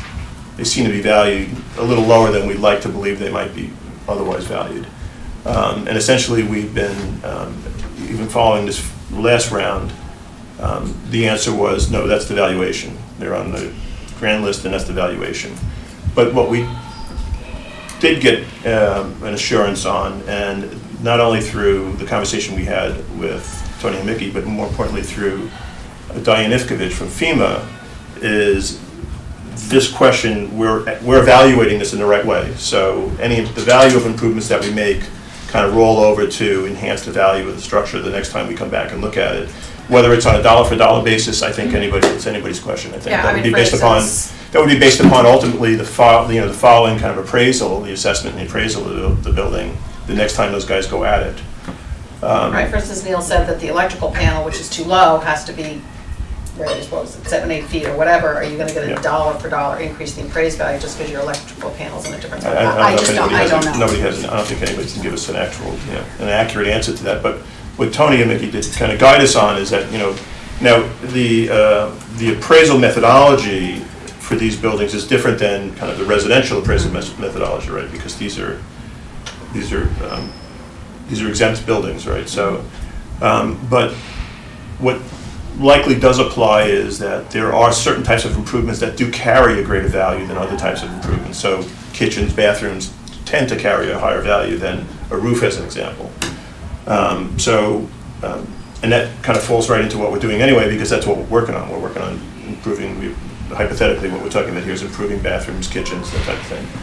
So anyway, you can see in the note there, without going through the detail, that each tranche of this gives us a little bit more money now to work on the subsequent tranche. It's as simple as that, and that's based upon how much money we put in each prior round of renovation. So for phase 3 goes down because you're obviously putting not as much money in tranche 2. Is that why it goes down to 73 from 83? Because the whatever's proposed. Well, we're adding in- Phase 2 isn't Yeah. as significant as phase 1. Well, once again, we're holding back a certain amount of, but what we've done now, and so let's just step through But you think it. his math methodology would be the same for each situation? Well, So my guess is. So let's go, let's take a I moment to think go it's through how it he then. bundled the work. That's what I'm saying. Yeah. The last bundle was more. Yeah, you're talking cosmetic. about Neil's approach versus Yes. kind of what I've got Yes. below. Yeah, I mean, it's just a matter of what he's got. What he's doing in the Yeah, first, right. exactly right. It also depends, like, his values that he's giving on these 3 phases as today, at this point in time, in 6 years, it might cost more than, phase 3 might be Yeah. way more than that. Remember, So this that's is why- hypothetical. Yeah. Right, This is kind of this is a starting point if Currently. this were to be considered, Right. right? There's nothing to say that, and by the way, what we now know, kind of based upon scenario B, and then the confirmation that scenario B is accurate, is that it wouldn't be 73, right? It's 73 plus the value of the prior 2 rounds of improvements, and plus it doesn't Right, necessarily, right. and then whatever you decide to hold back. So I think the important thing is, Oh, so Niels didn't take that into account? correct. Okay. Yeah, that's why I'm saying, I broke it out as scenario A, which is Neil's, which is kind of a hyper-conservative version, which doesn't take into consideration understand. the improvements in any prior Okay. iteration. And then I made the point about certain improvements carry a greater value. But answering the question that you've asked, Lori, I think we wouldn't really know the answer to that question until we get to another round of an appraisal of those structures. So that's what we have. I mean, I think it's, probably would have been a good idea to have done this earlier, just to kind of eliminate the questions that we've gotten along the way here, but we have it now. I think I think the committee is passing it along to the commission as information and as data now. Right, good for you, because I think that's what the public has asked us to do. Yeah, and your yeah. answer. It was in our charge, by the way, so I mean, Yeah, good. yeah. Any questions? So the way they figure out when the phases can start, it's, so like you're saying fall to, is when you spend the money, is it when you complete? It's when you get the CO. It's a good question. So it's when you get the CO on the work. So in other words, you start a project, you spend the money, And then. you get the CO, and that's my understanding, and once you get the CO, that's when the clock starts again on the next 3-year cycle. So it's essentially 3 You might not get your years. CO when you start, though. You're gonna Well, you wouldn't get a CO until summer. you wouldn't get a CO until it's done. Done. Like, so, then how can you start phase 2 at exactly 3 years after you started phase 1? No, You so wouldn't, you when started, you're- that's, maybe I'm not. So I'm just saying. saying, no, I meant timing, I'm like looking at timing, I'm not looking at. Yeah. I'm just looking at pure timing, and so like, let's say you started fall, I'm just gonna go through this. Sure. Fall to 2020, and then you start the project, it takes, I don't know, till the end of the year. December Yeah. 2020, I'm just Yeah. gonna make that up. So then you have, wouldn't it be December 2023 before you can start again? Yeah. Okay, Yeah, so basically really it it's- wouldn't be fall, then. Phase 2 wouldn't No, be each fall. one would push it You would out. push it out, so Yeah, it'd be, I mean, you know, it's a 6 good point that months you made, yeah. plus, you know, could be, so it's not really Yes. 2026. It's not like 6 years, it could be 7 2028, or 8 I'm years. just, I'm trying to get Well, accurate, yeah. No, you know, she's right. you know, when you actually get done. Yes. That's my question. Yeah. So we have the Once again, limitations. you know, like what's not here is a timeline for how long it actually takes to do the work in Right. each one of these. And so it's when you CO. It's, you get the I believe CO. it's when you get the CO. Okay, so it's not necessarily when you spend the money or whatever. Or when you start the project. Well, in other But words, to when be the more investment specific. becomes useful. Yes. Okay, but to be even more specific then, what we'd have to drill down to is the next 3 years, can you not spend $1 until You cannot 3 years from when the CO was on the last phase? I believe you cannot spend $1. It's just that you can't get the next CO, right? So if you can spend $1, you're right, that stretches this out It could 3 months or significantly, more each time. or even It's a good, years. so here's a question. Would the commission like to see additional information on this, to your point? Would you like to see a schedule that plays out, that explains more precisely now, like for each tranche, given this hypothetical, for each of these tranches, how long that might take, and more precisely now what a timeline looks like? These are good questions. I guess the question is, what do you want to do with the information? No, because also then you get into the limitations of, that you couldn't, but typically you wouldn't do any construction at the beach during the summer. So depending on how that pushes out, then you could lose another 6 months because, Yeah. I I'd mean, like to get clarification, Season, if so. that's your, yes, I would like to see it, just because I think, you know, if we're seriously considering a renovation, I want to see when we can get something to the public. That's, you know, what we want them to use, and I'm not sure like, even summer 2027, which this would be, I guess, in a way. Well, I think there's a bigger, I think, too, so this is, it's worth spending a couple minutes. So Right. hypothetical, whether this is fall of 26 or spring of 27 or fall of 27 or spring, it's all hypothetical. I think the other hypothetical is, can we feel confident that if this commission signs up for phase 1, a commission is going to sign up for phase 2 and sign up for phase 3 and kind of actually get the town to sign up for phase 2 and phase 3? Yeah, right, I mean, yeah. So, I mean, once again, that's another aspect of what's hypothetical here. It's not as though we're saying, you know, maybe there's a mechanism to do that. We'd have to explore that, but it's not as though we're saying, this commission is going to vote on, just to get this out here, this commission is now voting on a renovation option. Right. And we're voting to commit the town to do 3 rounds of renovation that may take 7 years. Right, So that's just right.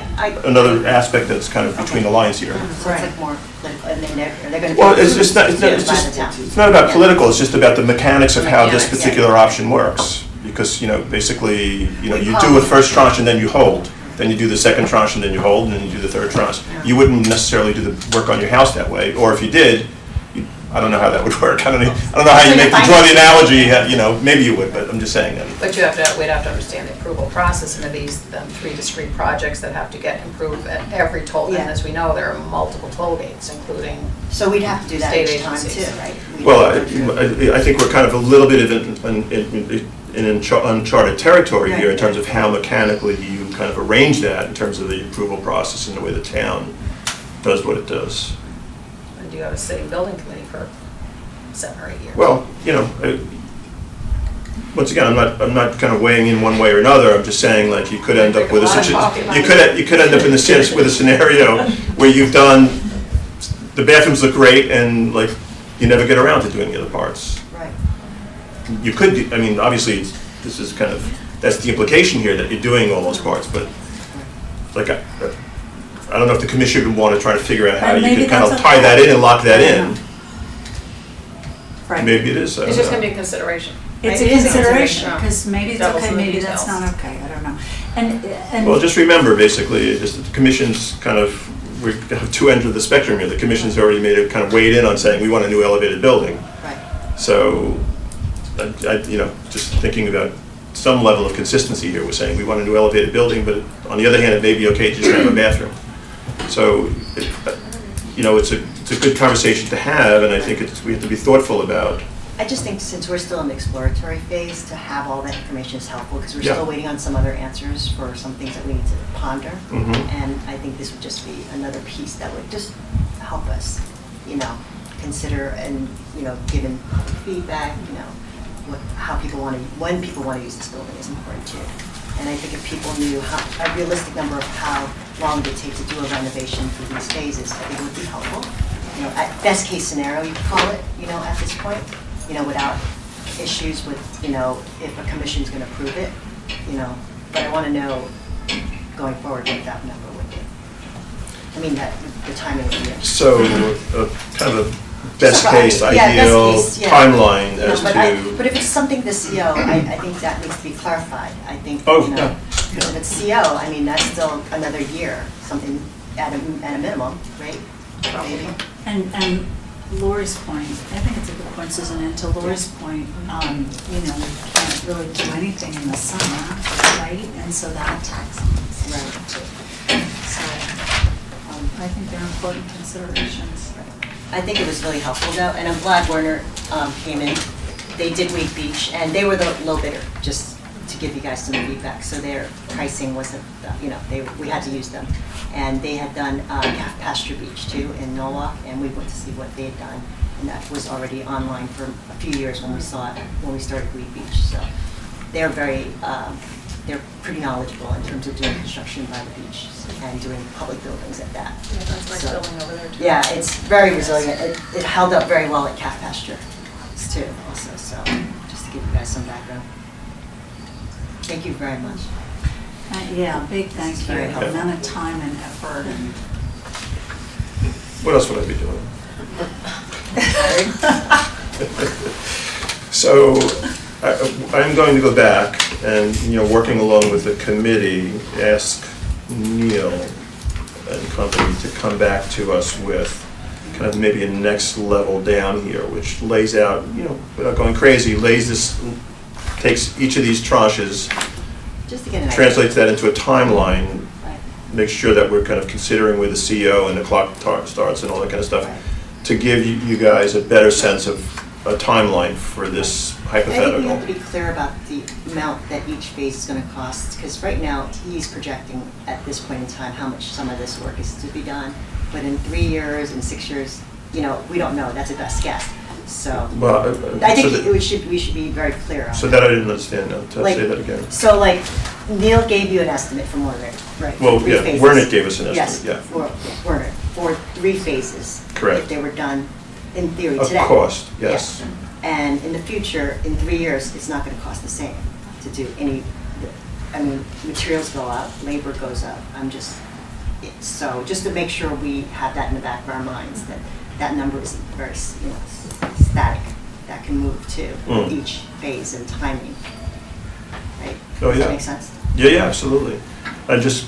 Okay, something to think about. I mean, as just to- something to think about. as to where we grab a number that would kind of apply as a factor on top of those original. Or just make a note that this is based on estimates that we're making in this, Well, we know that, right? like, I know, but it's sometimes not obvious to people. They Yeah. might say, oh, it's gonna cost us $80,000 for phase 3, and that's if we had done it 3 years ago, not in the future. We know that prices normally go up, they sometimes go down. Right, but it's hard to predict when you're phasing a project like this.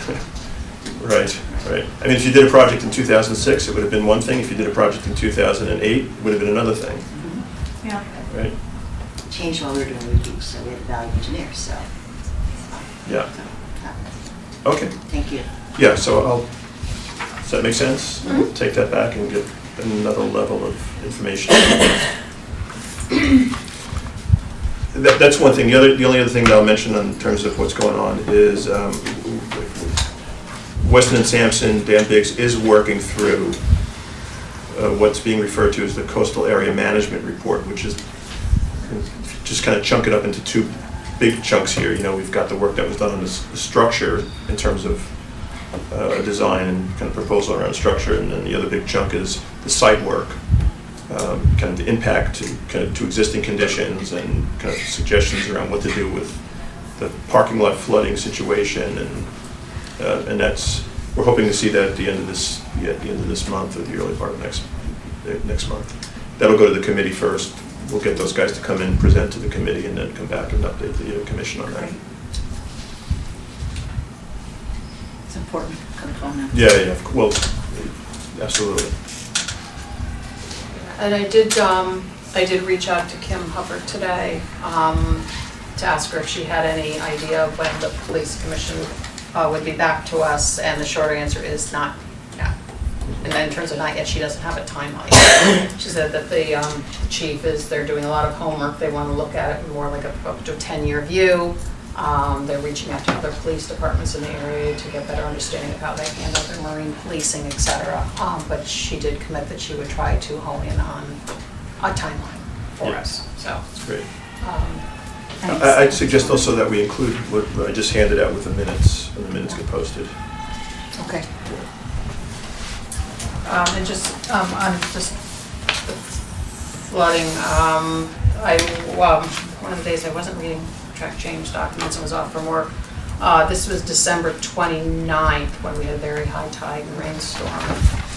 These are just a couple pictures I took from my phone, but this is the mirror of my car, but this pad you see here, Wow. that's the pad where the guardhouse would sit. So basically, the water was all the way, there was no West Beach in the parking lot.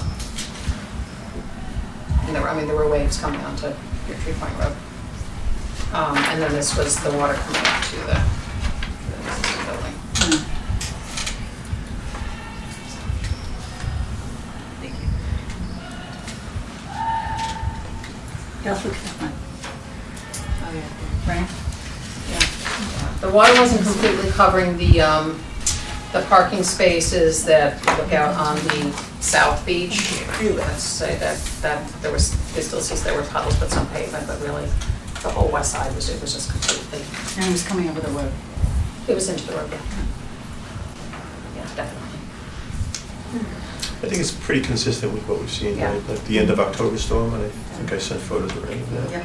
And obviously, I mean, I don't know if you guys saw this in December, you know, there's a Stanford article about, you know, water's rising in Connecticut and strategies, and, you know, some people may have seen a 60 Minutes piece on it on Sunday night. No, that would be 6 inches, I think. So things we need to be keeping in 6 mind. inches. 6 or 8 inches, yeah.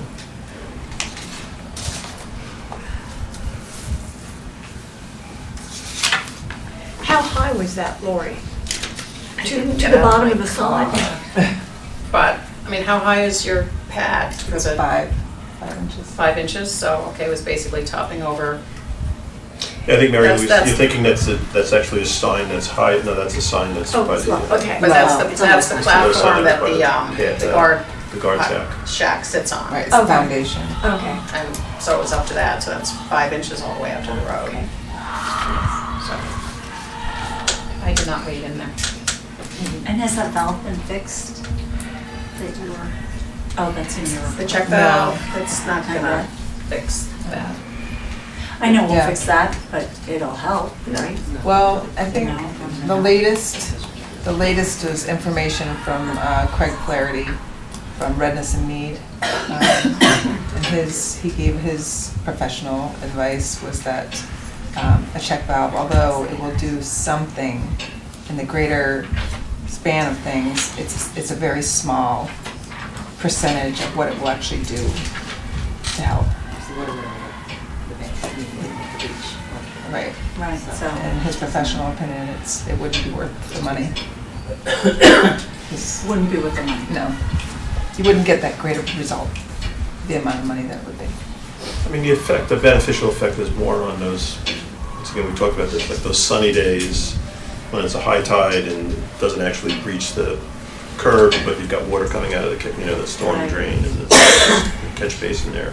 So something like this wouldn't be effective. Well, I mean, Really? these are kind of lunar tides that are affected by storms at the same time. Tide rises and you've got water. Right, right. So that's kind of an understanding of what to do about that, if there's anything that can be done about that, will come out of this coastal area management work that's being done now.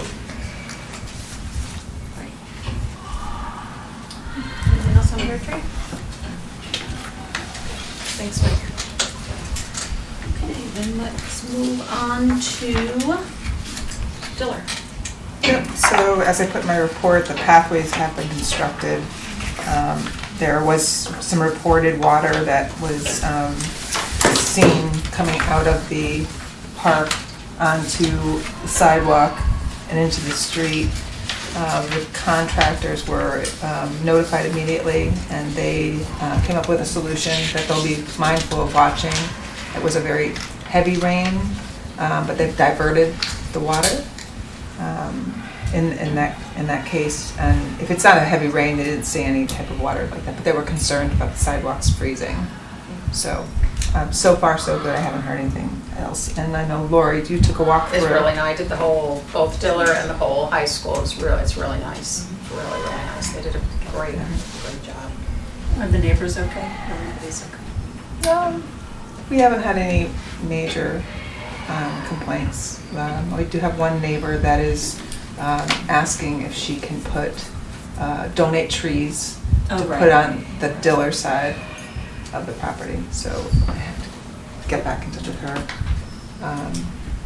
And, I think we're working on signage because there's not supposed to be dogs. Yeah, And that's awesome. there have Yeah, been we people did walking too. their dogs. So I know that Darien Athletic Foundation, it was within their purview that they were going to be working on signs as well. So I've been back and forth with Jen about that. So, and the police department will have to deal with the signs for the parking. And so apparently there was someone who called in and said that they witnessed a student parking there, which is what people were complaining would happen, but the signs aren't in place yet. So you can't enforce something where nothing's posted. Do you know when they'll be doing that? No, I have to follow up with Don. I know that Jen said that they're working on the dog signs, but she would also be talking with Don about Getting the parking signs. Because we also want to keep the parking clear so people who want to use the Diller piece during the day. Mhm. Because you can't park at the school. It might be one person out of that many spots. I mean, I drive there every day. Okay, so you've noticed. Yeah, it was maybe one car. Okay. I mean, it wasn't like all of the spots were taken. It was just, maybe. And it hasn't gotten a heavy amount of press right now either that it's finished that I've seen. So I think, maybe that will, plus it's winter, It's not right? long. So it's Yeah, not, exactly. When are we going to do that? I think when we're fully done. Okay. Yeah, with the sign. Right. Okay, and they're going to come back and remove some more invasives in the spring? Did I read that? It's something I saw, I'm not certain, I can follow up. that there was some more work they needed to do. Possibly The con- invasive the con- species. Oh, yeah, the Yeah. construction company? So, Okay, I'll get a full in the report from spring. Jen. Yeah. But it's fabulous. It's really Regarding the nice. signage, I know we were trying to get our signs to be consistent. Mhm. Do we have any say in that since they're doing the signs? The Darien Athletic Foundation? Yeah. They have a preview Certainly, that yeah, we'll do. yeah, they will. Okay, so they'll be in compliance with sort of our vision of the signage? Well, you want them to be the same as the ones that we have now. I think so, right? Right, like the Wasn't brown that the- signs. I think Erica was saying that when she was on the commission. Right. I remember that was important. I thought it was a I great think idea. like the no dog signs around town are pretty general. Right. Standard, it's a standard dog sign, no dogs. Right. I just remember in the master plan also that was something. Mhm, that signage. Signage was really important, so. Right. Hopefully it's just dovetailing with whatever the vision was in the master plan. Right, I think that the entrance to the actual park will be on the commission's property. Okay. I think that would probably be in our hands. I don't know, I think that's gonna be up to us. I don't think that Darien Athletic Foundation. There but- are two entrances on Right. that side. So I don't think there's two entrance signs that they're doing, but I will clarify. Has she ordered them yet? No. All right, yeah, I would like to make sure you follow up with that, because we really should, now that it's a usable park. Right. I mean, We wanted beyond the no, timing. what I call the no signs, I mean, there should be a, just a nice Diller Park sign. It's not a marked, Maybe we should consider some Park. temporary signs yeah. in the interim, depending on how long Well, it she could has take. talked to me about getting the signs done. So, Yeah, I'm to just my saying, knowledge, I haven't talked to her today or yesterday. If it takes 6 weeks, you may want Right. to have something temporary. Mhm. But like Cherry Lawn Right. has a Cherry Lawn sign, Wheat Beach, Yeah. Right, and I don't know that they're doing those is my point. Right, but that's what So, we need to find right, out, and exactly. really, do you want the only 'Cause signs up to be we the have- no signs? Because we have the designs for the town signs that are all consistent with every park. Yeah, let's do Yeah. that. Right. We should do that. We Yeah. should do We that. should have one that says Diller. Mhm. That was donated, right? Donated to us. So, and we haven't done anything with that land for so many years, and finally we do something useful. Right. We should We commemorate want to make it, and memorialize their intent, And- you know?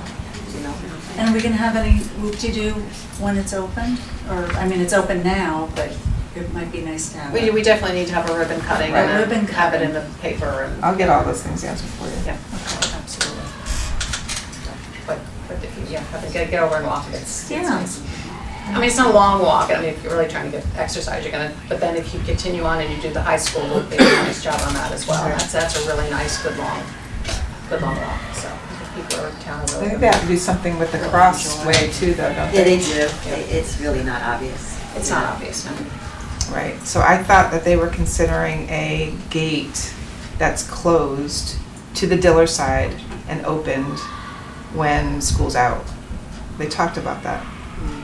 Oh, that's, Because public, in theory, Yeah. it's supposed to be for their use until a certain time. That's what we agreed to. when school's out, Yeah.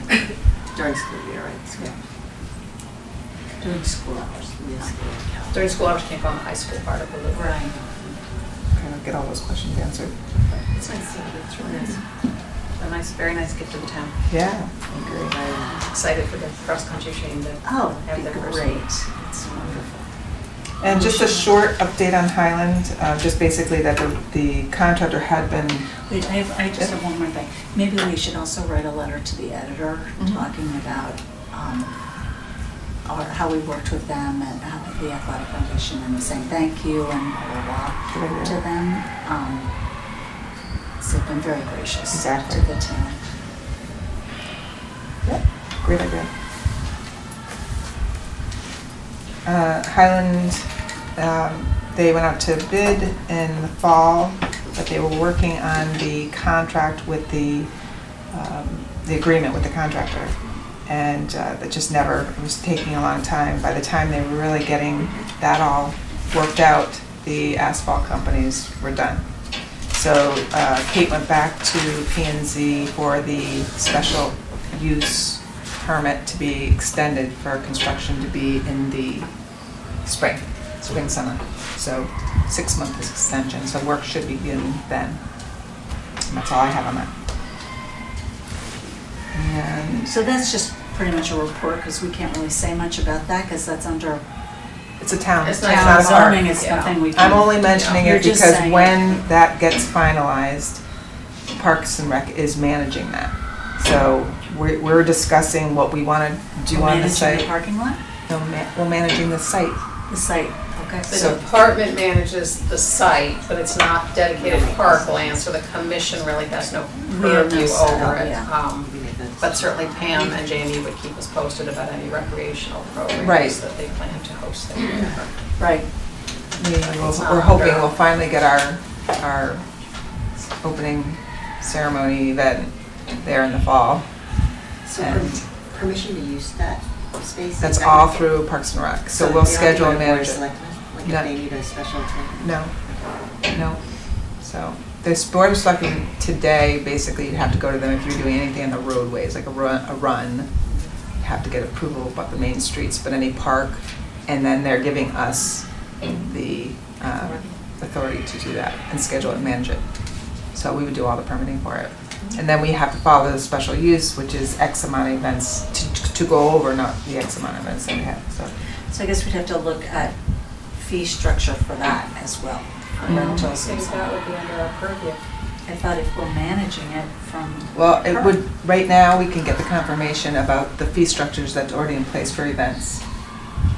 But I don't, the selectmen would approve that fee schedule, I would think, not the commission, even though your department's managing it. I can put that through to them to see if they're in agreement with that. Okay, again, that's where I think we need clarity. Clarity on it. Because we would have authority over that. Yeah, I guess we'll just get reports on what's going on. Yep. BOS, okay. And then Weed Beach, Meadow and Trail is still at a standstill because Darien Athletic Foundation still has to go back and meet with the contractor to kind of tighten up the project amount. And until I hear back from them that they're ready to meet again, we will do a formal presentation with the Darien Foundation to see that they're still willing to partner and move forward on that. So I will just keep you informed. Any timeline?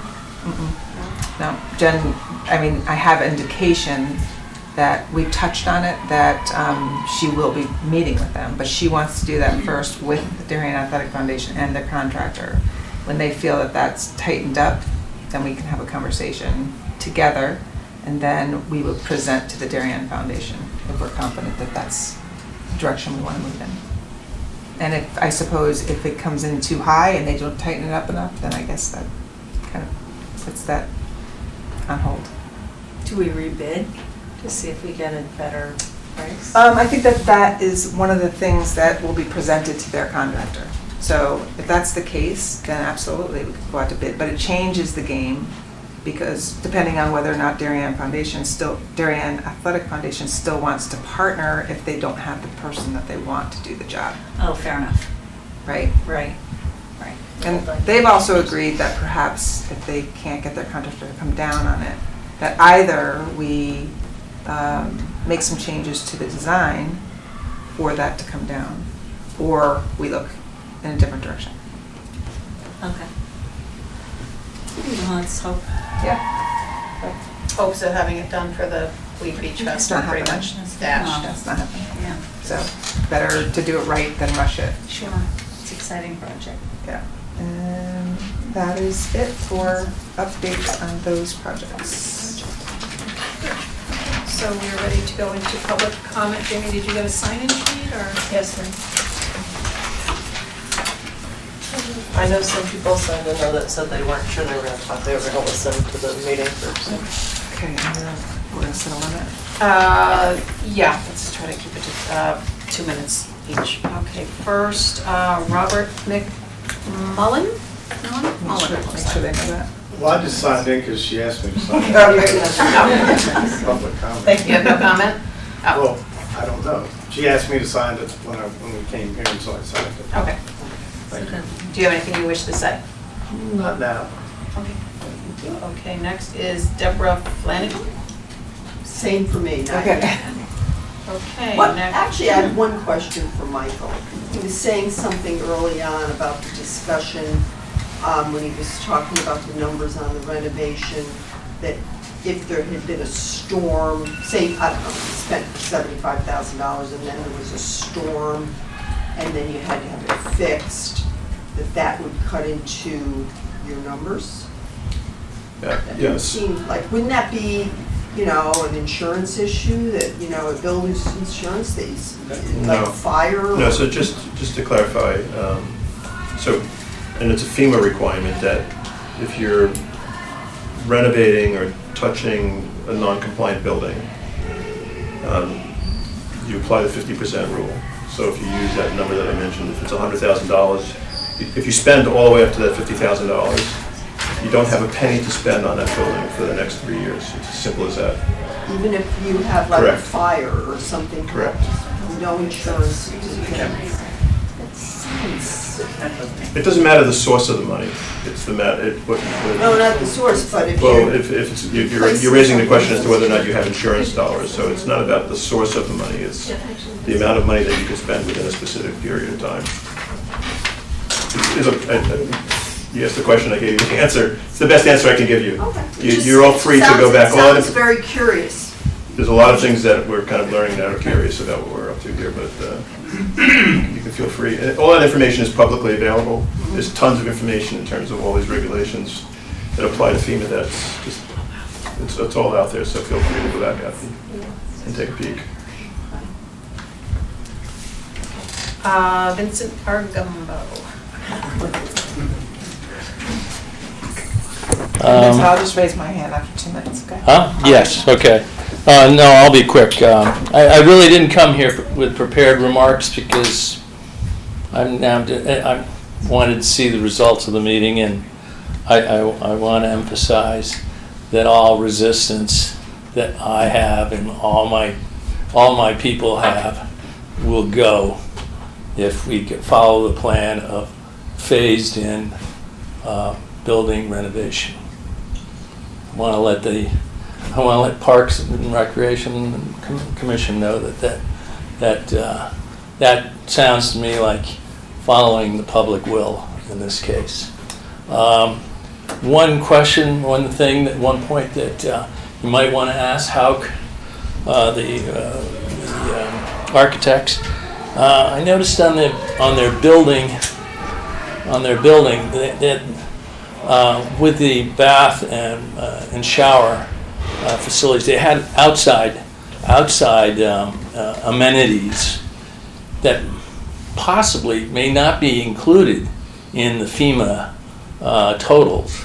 And if we do go with this phased-in way of renovation, could help go to town on the outside parts, make some really nice outdoor shower and whatever facilities, something that really pretties the place up and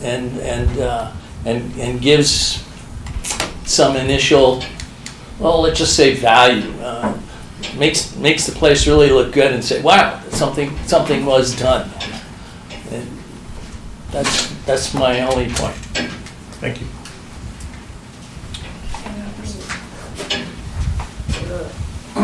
Jean Coulter? Potter?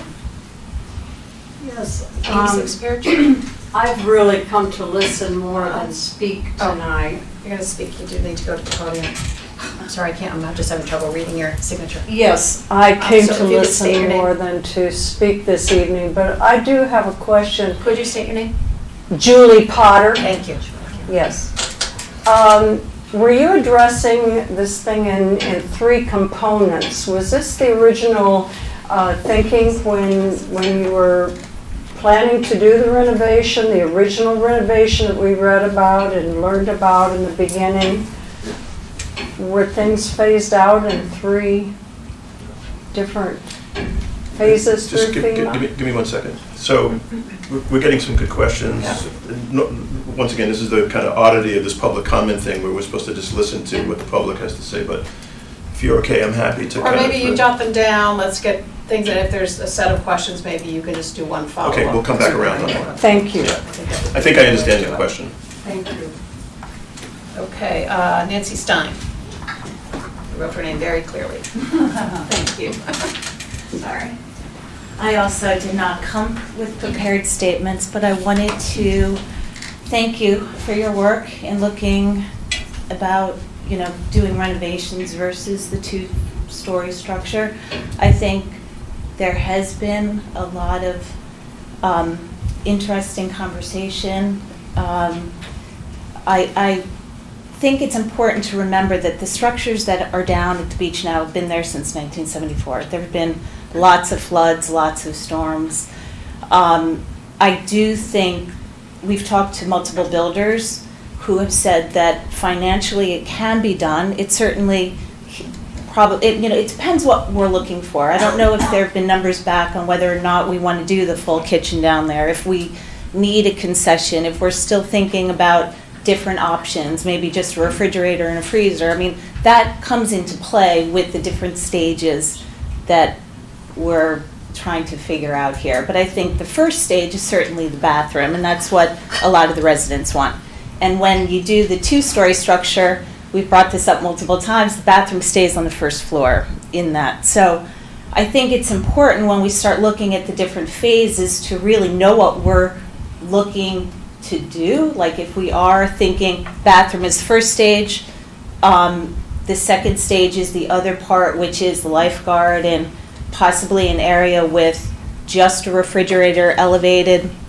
I think when we're looking at this and we're talking about the time frame, it's also important to really look at the numbers, the financial costs, because like I said, we have talked to multiple builders, and the costs that we have coming in make sense to renovate the existing structure versus building a two-story structure. Because when you look at the pictures that you presented with all of the floodwaters, I mean, we've been showing those pictures for over a year now. It's a common occurrence. So when you look at building a two-story structure with an elevator, the maintenance, the wear and tear of salt water, the wear and tear, I mean, that's a big financial piece of it as well.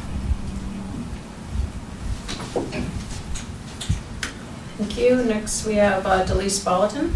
I don't have any comments tonight. Next then is Susie Fahey. I just have a question, and You do need to be, we're on 79, so. sorry. I just have a question that I think it would be good if there was clarification about the Marine officers' needs.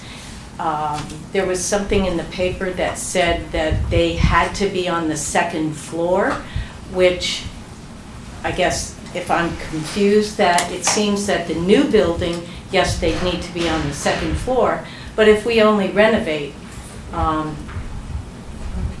they can be in that area on the first floor, but I think there's confusion about whether it requires a two-story building in order to house them.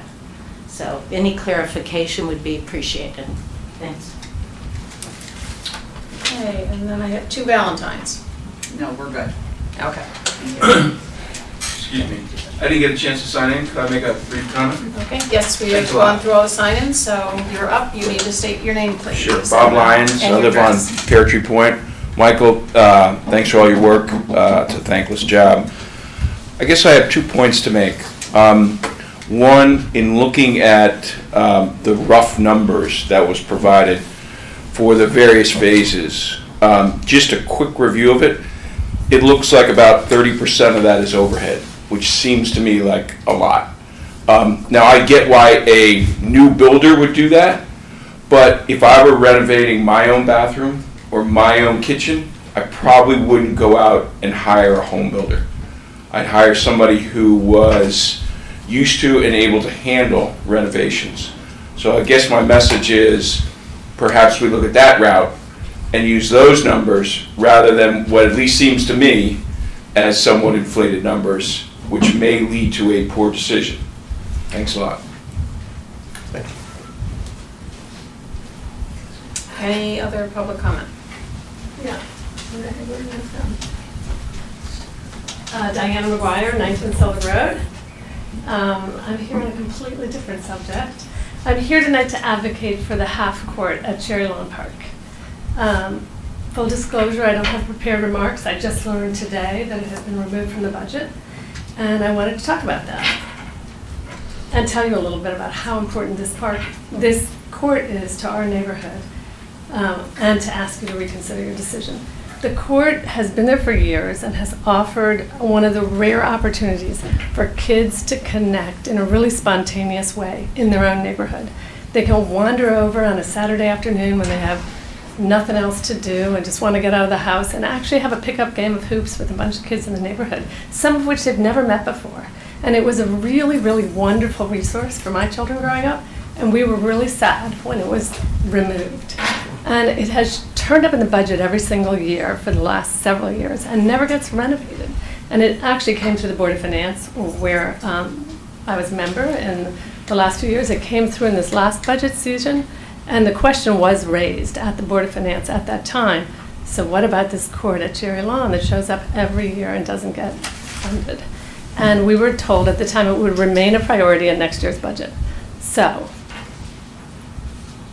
just think about it. Think about how few opportunities there are for the kids in town to participate spontaneously in events that aren't orchestrated. Increasingly, we're orchestrating their lives, we're planning their sports, they have to sign up, there aren't that many things that they can go and do and just do. And this is one of them, and it would be so cheap to fix.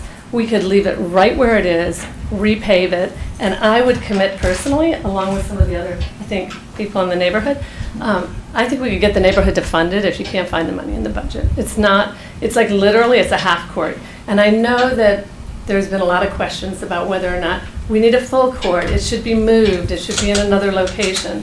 And I think that it is wonderful that those questions are being asked, but I do sometimes wonder if in our zeal to dot all the i's and cross all the t's, we aren't throwing the baby out with the bathwater. There's something we can do right now, and that would be just fix it. Put the net back up and let the kids play. I will mention too at our budget meeting with Kate, Jamie, and Jen that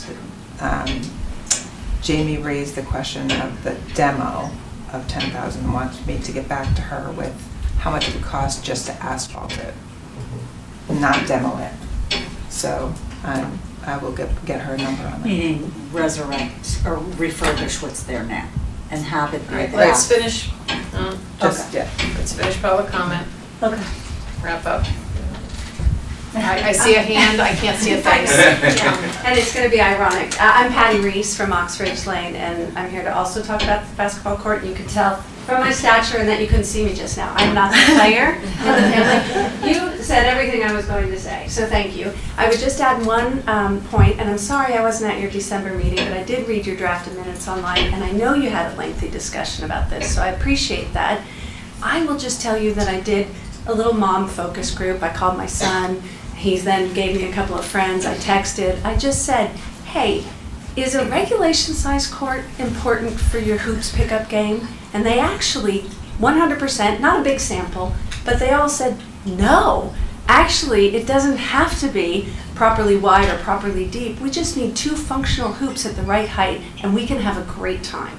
So I just ask that you consider repave it, hang the hoops, and let them play. Thank you.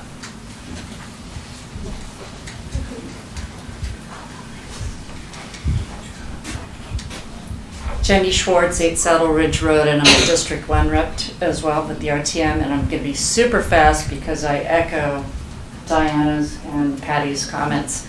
I frequent Cherry Lawn all the time. That basketball court is dilapidated and chipping and looks terrible, and I know we've been looking at it for a long time. Absolutely, I would fully support it. I hope you support it, putting it back in the budget to reinstate it. It's a tremendous asset. It's not a lot of places where kids can go pick up basketball, and I did play basketball. And I have a son who's 6'4", he played basketball, and I think it would be a great addition and a really wise move to put it back in the budget, so I hope you will. Thank you. I'm sorry, I got your address. What was your name? Jenny Schwartz. Thank you. Yeah. Anybody else?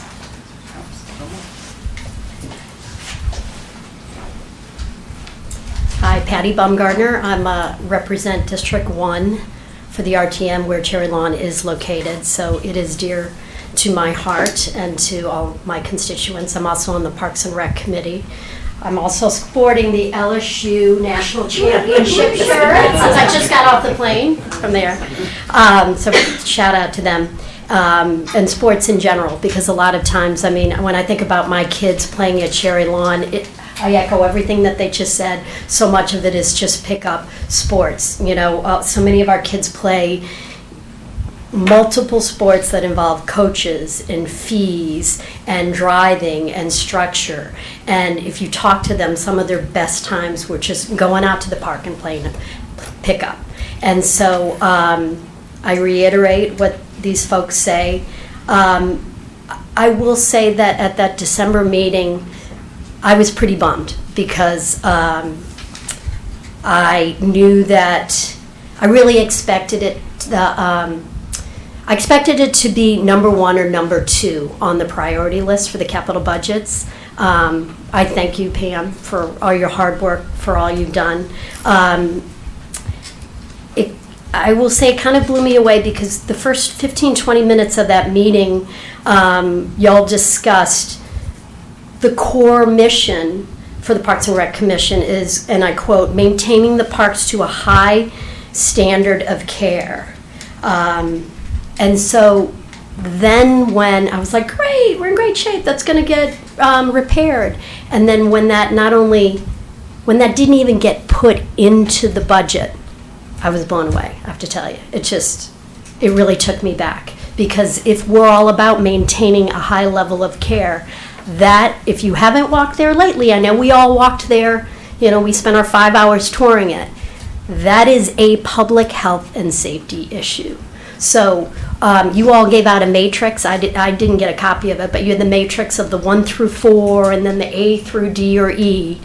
And that court falls at the top of the list for that because it is maintaining an existing thing and it is a big public health and safety issue right now. My other concern is that it had been in the capital budget project for a number of years, and for it to suddenly come out. I know several of the selectmen are concerned, like it shouldn't just not be there, and we've worked hard to have it move forward. Last year, Pam knows, and Lori knows, after the Weed Beach Meadow was cut and the Cherry Lawn was cut. So Weed Beach Meadow was number 1, Cherry Lawn was 2. Well, I call it Weed Beach Meadow, we were calling it Short Lane then. And basketball was 2. I felt for all of you guys because you worked really hard for that. So I called Pam, I followed up, I did a lot of work. I met with Ed from Parks and Rec. We went through it, he met me there, and he told me, after going through a lot of this, he said, I think I can do it for half the price. We just keep it where it is. We don't have to move it. And he went through all of these things. I have a PowerPoint presentation, which I won't go through because I know I'm running up on my numbers, but I'll email it to you. And so I presented it to a few folks in town. And the proposal was for a public-private. So I was ready to help fund it. And I was ready to help fund it at half the cost of the $80,000. So Ed came in and said he thought he could do it for 40 or 45. And to Diana's point, I mean, actually at this point now, I feel like the town should just fund it because it has been in disarray for close to a decade. If we need help funding it, I promise you right now, I will help to get partial funding, but the Parks and Rec Department in town has to have skin in the game on this because it's become a dilapidated property. And the last thing I want to say is so many times you're handling things that become NIMBY issues, for better or for worse. It's hard, it's a challenge. This is the opposite of it. I talk to people on Brookside, I talk to people on Woods End, on Sylvan, on Birch, on all the streets around where all those kids grew up. These younger kids don't have that opportunity to play because it's been offline for so long. These folks support it. It's not a NIMBY issue. They want it there. They don't want it to go to Baker or any place else. They don't want a full court. They just want it as it is, paved, and let's fix it. So I'm here to say it's not a NIMBY issue. It's not a traffic issue. It is a safety issue. And in our year of bicentennial 2020, let's get this fixed. All right, thank you. Okay, anybody else? Going once? Okay, hearing none. Okay, so we'll close public comment. Mike, do you want to briefly just? Sure. Yeah, so trying to, I think I captured the question. So working backwards, Bob's point. What we have is an initial cut of numbers. They are intended for discussion and they're meant to be illustrative. If in fact there was a point reached where the commission made a determination to seriously look at those numbers, then what needs to happen is to get a series of competing bids and to really, of course, attempt to do it at the lowest possible cost so we can get the most done. So this these numbers are not at all intended to be kind of a final set of numbers. They're meant to be, once again, as I said, just indicative, get some numbers out there, and it's a starting point. So that's what that represents. In terms of the Marine officer question, I think there may have just been some misinterpretation. I know there's a misinterpretation. I'm not sure where it comes from, but the question and the answer is kind of, you captured it correctly. There's nothing that prevents the Marine Division from taking the space they currently have and doing more with it. They've had that space previously. They used it in some form or another as an office space. I think what happened was, with the availability of space that was given to them over the boat club, they made a determination to kind of move over there, and that happened around the same time as Sandy. So in any case, there is no FEMA restriction that prevents the Marine Division from using the space they currently have in the existing building. I think the question that was asked about kind of the earlier estimates, and you'll tell me if I got it correctly, but essentially what the committee has looked at is two options. One option is to build a new building, so retain the existing bathhouse, remove the concession building, and replace the existing concession building on that footprint with a new building. If we were to do that, so that's one option. If we were to take that option, in terms of any work we would do on the existing bathhouse, the spend on that is constrained by FEMA. So basically, what I explained about the cost for renovation applies to that existing bathhouse structure because it's a non-compliant structure. So we have that same value that's applied to that, and we'd only be able to spend 50% of that. And once again, we're limited in terms of how much we can spend on the bathrooms. If we were to build a new building that's fully FEMA compliant, there are no constraints that FEMA applies in terms of how much money we can spend on that building. We can spend as much as the town would like to spend. Now, I'm not suggesting anybody feels as though we're going to try to spend as much. We would try to spend as much as we could, but I'm simply saying here that there isn't a FEMA constraint on how much a town or a municipality can spend on a FEMA compliant building. And to be FEMA compliant, essentially you've got to go up 15, you have to go up a certain height. It's being referred to as a two-story structure, but it's an elevated structure. So that's the difference between what we kind of were earlier discussing at the committee level and what we've now added into the mix, which is another set of estimates that pertain to renovating as opposed to building something new. Does that answer your question? Thank you, yes. Okay, great. And then I'm just wondering if I missed another question here. Does that capture the question? I think that was all I understood to be. So, and by the way, don't hesitate if you got questions, send a note, and we'll be happy to answer questions as we go along. I think Mr. Organville made a point about outside plantings and things to beautify. No constraints on other improvements that could be made at the site in terms of other additional amenities if they're not incorporated within those existing structures, if we're talking about a renovate. And you may recall earlier on when we did take a look at kind of at least structurally what we were talking about when we touched on the renovate option in the summer, the architect Neil came back with a kind of a set of proposals for doing things around the gazebo as an example and some additional decking, and so that's all a possibility, and it's not at all constrained by FEMA.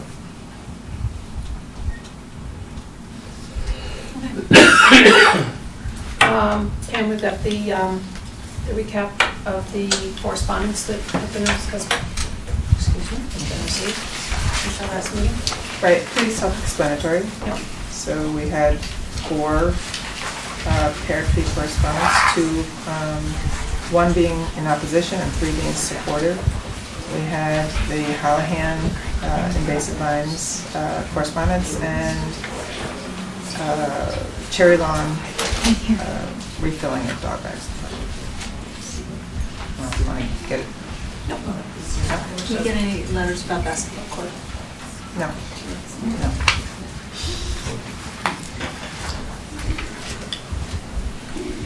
Thank you, and then your report.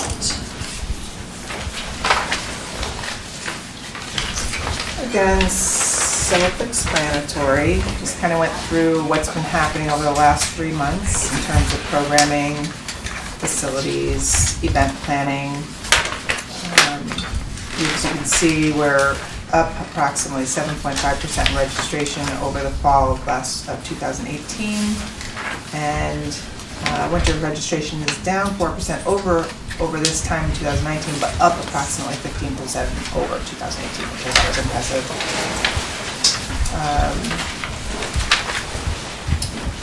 I think it's worthy of noting that the old-fashioned holiday went off wonderfully. It's fantastic. Right, I think we did touch on the last meeting. Mike Yeah, we did. volunteered, Yeah. so Yes, thank you, Mike. That's not what made it fantastic. Hey, you got that fire started. And I guess, Jamie, if you want to just speak to the upcoming, because basically, right now in our office, it's all budget reports, it's brochure is happening with fall and, spring and summer, what am I saying? Spring and summer events, planning, so that's the core of what we're doing inside the office, getting prepared for spring. But we do have some events coming up. Yes, specific to upcoming events, we have something sweet around the corner. It'll be Saturday, February 8th from 12 to 3 at the Mather Center. That's our dessert war where we have local Darien eateries provide samples of a dessert of their choice and they compete against each other. And for $5 you get to try all the samples, and then we have other gift like boutique vendors there selling items so that you can purchase some Valentine's Day gifts. It's the weekend before Valentine's Day, so the timing is good. And also enjoy some Valentine's treats. We do free activities for the kids. We kind of change it up every year, so I'm not really sure. We've done cookie decorating, we've done Valentine's Day card decorating, but and usually the police sponsor those activities for the kids so that they can be for free. And yeah, so we're looking forward to that. The snow date would be the following day on Sunday. Bicentennial? Well, we just had the opening ceremony for the Bicentennial on Friday. It was here in the auditorium. We had some dignitaries speak. Jamie welcomed everyone and opened up, and then we had Dick Blumenthal was here, and he kind of said he had a really nice message about his history with the town. And then Scott Pelley did a presentation with his book and told some stories about his experiences with 60 Minutes and being a correspondent. And the Tudor singers performed. They were absolutely amazing, so it was hard for the speakers to top them. And then we also had, we've developed merchandise at this point, so we have some really cool stuff. You should check it out. You can go, the Bicentennial has a website on the town website, so you can kind of see all of our information there. But 3 high school kids designed a logo, and they've been involved in all the merchandise design, so it's just really cool how it's evolved. And our next event, I don't know, really we're trying to connect the Bicentennial into our Selleck's Woods event in May, so that would be our next tentative event. And I actually have some cool stuff that we just came up with today, but I haven't even talked to Pam about it. And then we would obviously be involved in the Memorial Day Parade. We had a gigantic birthday cake donated to us from Salem, Connecticut, because they just completed their Bicentennial in 2019, and they literally constructed themselves a 12-foot birthday cake that rolls. Great. So we picked it up, we have it in storage, and so that'll be kind of something fun. We can definitely use in the parade. We'll definitely use at Wheat Beach Fest, which will be the Bicentennial Bash, will be the birthday party for Darien. And so we have some exciting stuff coming up at the Bicentennial side of things as well. It's fun. I just have a couple of quick questions. So the indoor pickleball is a new program. Where's that taking place? In the gym, right here. That's great. And also, I really laughed about the last line from Jim. I was like, is this a joke? Like, is he just testing to make sure that we all read it? Was the one brochure? Where he goes, spring, summer brochure. Keep me in prayer. That was me? I didn't think Pam was going to put that in there. Oh, you did? Oh, it was Jamie's report. Yeah. Keep me in your prayer. So I'm like, I'm praying for you. Yeah, I thought it was so funny. There's a lot of stressful things, like that brochure just beats me down for some reason, so yeah. I literally laughed out loud because I just read all this stuff. I'm like, okay, they're testing us. This is that test. That's so funny. Oh, sorry. No, feel free to see. It was all this. That's great. I have a quick thing, I'm sorry. Yeah, I also didn't get, unfortunately, I already had it on my schedule to go to the opening ceremony, which was really wonderful. It was a very moving ceremony. But I got the invitation the next day to go in the mail. So I was just wondering what was up. The mail. Our mailing. And it was a really nice invitation. I don't want to say too much, but we have subcommittees and everything, and they worked very hard to develop. We have a whole outline for 3 different mailings over like a 1.5 year period. The first one went out in the fall, and then this one that recently came out, and then we'll do another one, I can't remember when, in mid-year. And that was like meticulously organized, and it did not hit mailboxes when it was supposed to. Yeah, and it was a really nice So invitation. we were very strategic in the fact that we did not want it to hit during the holidays. Yeah. We wanted it to hit mailboxes when people arrived back. So it was supposed to hit January 3rd, and that did not happen. So I don't know why. Yeah. But yes. I did forward it out to people though, because I got it from Jamie and I did cascade it. Yeah, electronically. we got that, and we didn't, no, I just thought it was unfortunate to spend all that money on that mailer. And granted, it does talk about the other events. Right. And that's helpful, and then there's the donation envelope. But I think we might have gotten even more people, even though there weren't a lot of available seats anyway. Yes, that was a good thing. Yeah, that was a good thing, but you probably would have gotten some standing room only people. Yes, like I said, it was, honestly, I got the bill for the mailings, we're doing it through Parks and Rec, and when I saw it, I thought that it was a misprint because of the date on it. And so I showed it to a couple of people on the committee, and they thought the same, it must just be a misprint because it's already been sent weeks ago. But apparently, I don't know, they just kind of held on to it and it got mailed out at the wrong time. Just came, too bad. So. Too bad. That stuff happens, but it's just too bad. Yes, but you can still donate, there's plenty of time. Mail checks and town hall, town of Darien. I have a quick thing. So I had something very special happen to me this evening.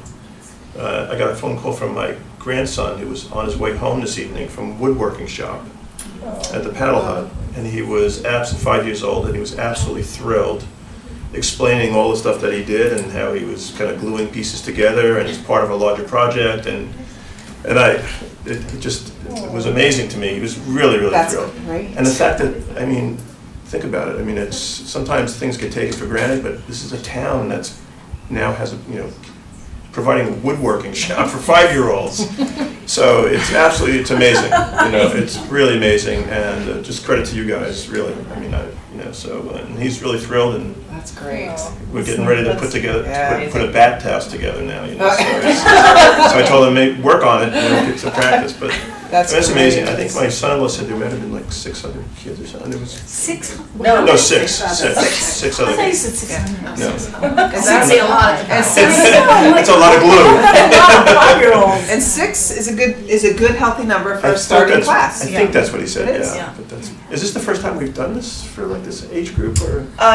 Yes, we have played around with the age groups because it was successful and then it kind of dwindled down a little bit. So we changed the age groups a little bit and created like a more challenging class as well. Wonderful. So on the topic of programs, adult ukulele, how many participants do we have in We actually, so that is brand new, and we got 3 people, which honestly, I mean, for things like drum and guitar, I mean, if we get one, we'll run, it's a very like one-on-one type thing anyway. And when I saw that we had 3, I was like absolutely shocked. So, You want to borrow it? I have 3 of them at my house. and we had 3 in guitar, so they run kind of together, so it was a big class. It's great. Look, good stuff, guys. I mean, that's really great. Thank you. We actually You have made one 5-year-old very, very happy. And the word of mouth right there is good. Well, yeah.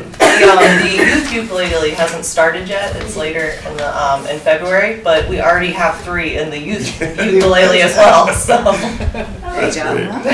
It's for those diverse needs. It's wonderful. you actually get the ukulele to Can I ask take you a home. question? So. Why did you hold that at the Paddle Hut? The woodworking? We ran out of space here. Okay. That's The something. cooking class. And we needed have, it. we have programs in Paddle Hut, I mean, I think almost every day this past week, or this week. Multiple Jim was days. saying multiple classes. Mhm. Because Once- we really don't have, I mean, there's meetings in this room every single, and this is a competing room for meetings. Right. We have the gymnasium, which you don't hold something like that in there. And the Mather Center is, they're trying to program more. So, and we compete with the Arts Center. Because they rent rooms over there. So, and there's restrictions with the Mather Center in terms of what types of And classes. this room. And this one, there's carpet and. Oh, you can't do it. So we were like, we have a Paddle Hut, start utilizing it. Right, and we have no other, well, I guess that's what the pear tree. Yeah. Right. And we have nothing else. No. You can't raise the schools. Well, that's a good question. We, cost to all use the programs. schools. Well, we use the schools for other things, but I mean, they run their own after-school program, so they're just as jam-packed as we are. We actually help each other when we can, so we have, wrestling takes place at the schools. What about the Board of Ed, too? That's such a big mean the space, building? the old library, yeah. They've got that That big room, room. this is upstairs. I don't know how they schedule that room. They may very well schedule that room, because I've been there for meetings. So I don't know.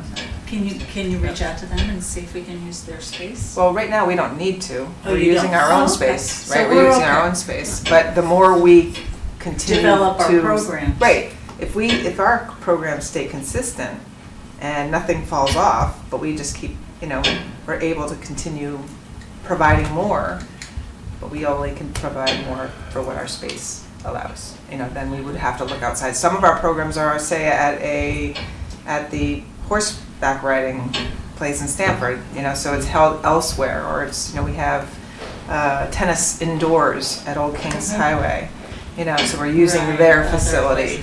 And you do golf at Oak Hills. We do golf there, so, we look to be creative. About it, yeah. Because they've got a nice big room. I mean, it's worth Yeah, asking okay, yeah. and seeing what type of Yeah, room what it is, what we facilities. could potentially do there if they would allow us.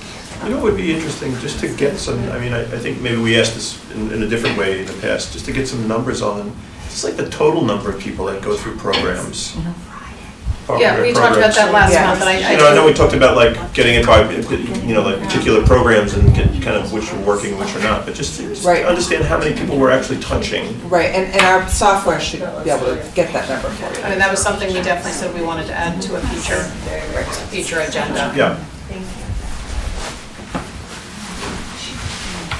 Okay, so for director's report, I don't have too much between the December meeting and now. Was largely taken up by holidays and there weren't, a lot of the sort of usual meetings I tend to take place, whatever, so. It was definitely a nice little rest. The only thing I wanted to mention, although we've completely lost our audience, which is unfortunate, but I will put it on the record anyway, sometime during that holiday period, one of the weekly papers had a letter to the editor by one of our regular writers basically stating that I had supported Darien violating FEMA. And I was not pleased to see that written because I don't believe I said that. I was trying to think of the context. I believe the context might have been, we were talking about the new building and the fact that while we couldn't have an attached sink, that Neil had indicated to us that if we needed a sink available for the lifeguards or something, that a detachable sink would be suitable. And it seems that somehow that got translated into me supporting the town not complying with FEMA. Again, I find that extremely upsetting. I want to go on the record to say I absolutely am emphatic about the town complying in any and all regulations. Anybody who knows me personally would probably find that laughable, especially my children, because they know I'm a very rules-oriented person. But, and unfortunately, all the people who come to these meetings have now laughed. But, we want to have a good public discussion on these, and I just think people need to be cautioned about when they're putting things in the paper and making statements about other people. I think that's really problematic. And I would invite that individual, again, as Mike has asked in the past, please point to the specific reference. I would like to find it, and certainly I will clarify, but I do want that on the record. May I add one thing too? I would like to put on public record too that I've been, well, I think it was on Nextdoor today, from one of the people that are opposed to the project, but that they keep drilling home that this building is 2.5 million. In reality, the project is 2.5. But again, it's one of those more misleading things that this absolutely want to build a $2.5 million building. And that's simply not the case. Total project. Total project, that includes everything from ADA accessibility in the picnic area, the boat ramp, the parking lot, the decking, shade trees, I mean, numerous improvements for 2.5. I don't have the exact number on the building, but it's just another way to make people feel as if we're spending too much money on this building. So that is. This is on the web, right? Mhm. The budget, Everything. right? As a presentation, kind Yes. of, that amended. So that's all I had. If we wanted to, and we may or may not, but if we wanted to revisit the request we had this evening regarding the basketball court, we would need to go into new business. I don't know if people want to discuss, we're coming up on 10 o'clock and I'd like to be out of here. I'd like to quickly. I mean, I don't mind touching on it. Touching on it, then I would just need a motion to go into new business. Susan? Mike, everybody okay? Yeah. Okay. So just to continue on with what I was saying about the budget talk, is that Jamie wanted us to explore, instead of us demolishing it, why not just repave the asphalt? Not necessarily, or what, her request wasn't even necessarily with hoops, but of course, again, when Patty mentioned the $80,000, that $80,000 that we didn't put forth in the capital project is for a full size. That estimate's for a full size. It's not for half court. And of course, we were following our master park plan. I am all for having kids, but I have to say, I feel as if personally that if we're going to put some money there, I think I would put money into an asphalt with one hoop away from the tree. Location? Well, I mean, instead of demolishing it for 10,000 is what we had said, because I don't know how long it's going to take, and if we're going to do it. It does keep getting pushed out. So I support putting a basketball court there. I think Mary Louise raised the point in our last meeting just about, we've got stuff on both sides that we need to be mindful of, shrubbery and trees. I think it should, I'm guessing, taking a good hard look at that space, we should be able to figure out some way to kind of protect those things that are there and just make it usable. And the fact that there isn't an outdoor basketball court, available for these kids, it's for the community. And not that you can't play one-on-one, that's not the point. The point is to have a full court. You can have options. With a small half court, you can't, so that's... Well, they say that, there's no reason we couldn't have two. We could the do that. perfect is the enemy of the good, right? So, keep looking for the perfect scenario, and you end up kind of discarding a good scenario here. And I'm supportive of getting a basketball court in there. Mm-hmm. And I'm not, look, if we weren't going to do that, I think it should at least be cleaned up so it doesn't look like an eyesore.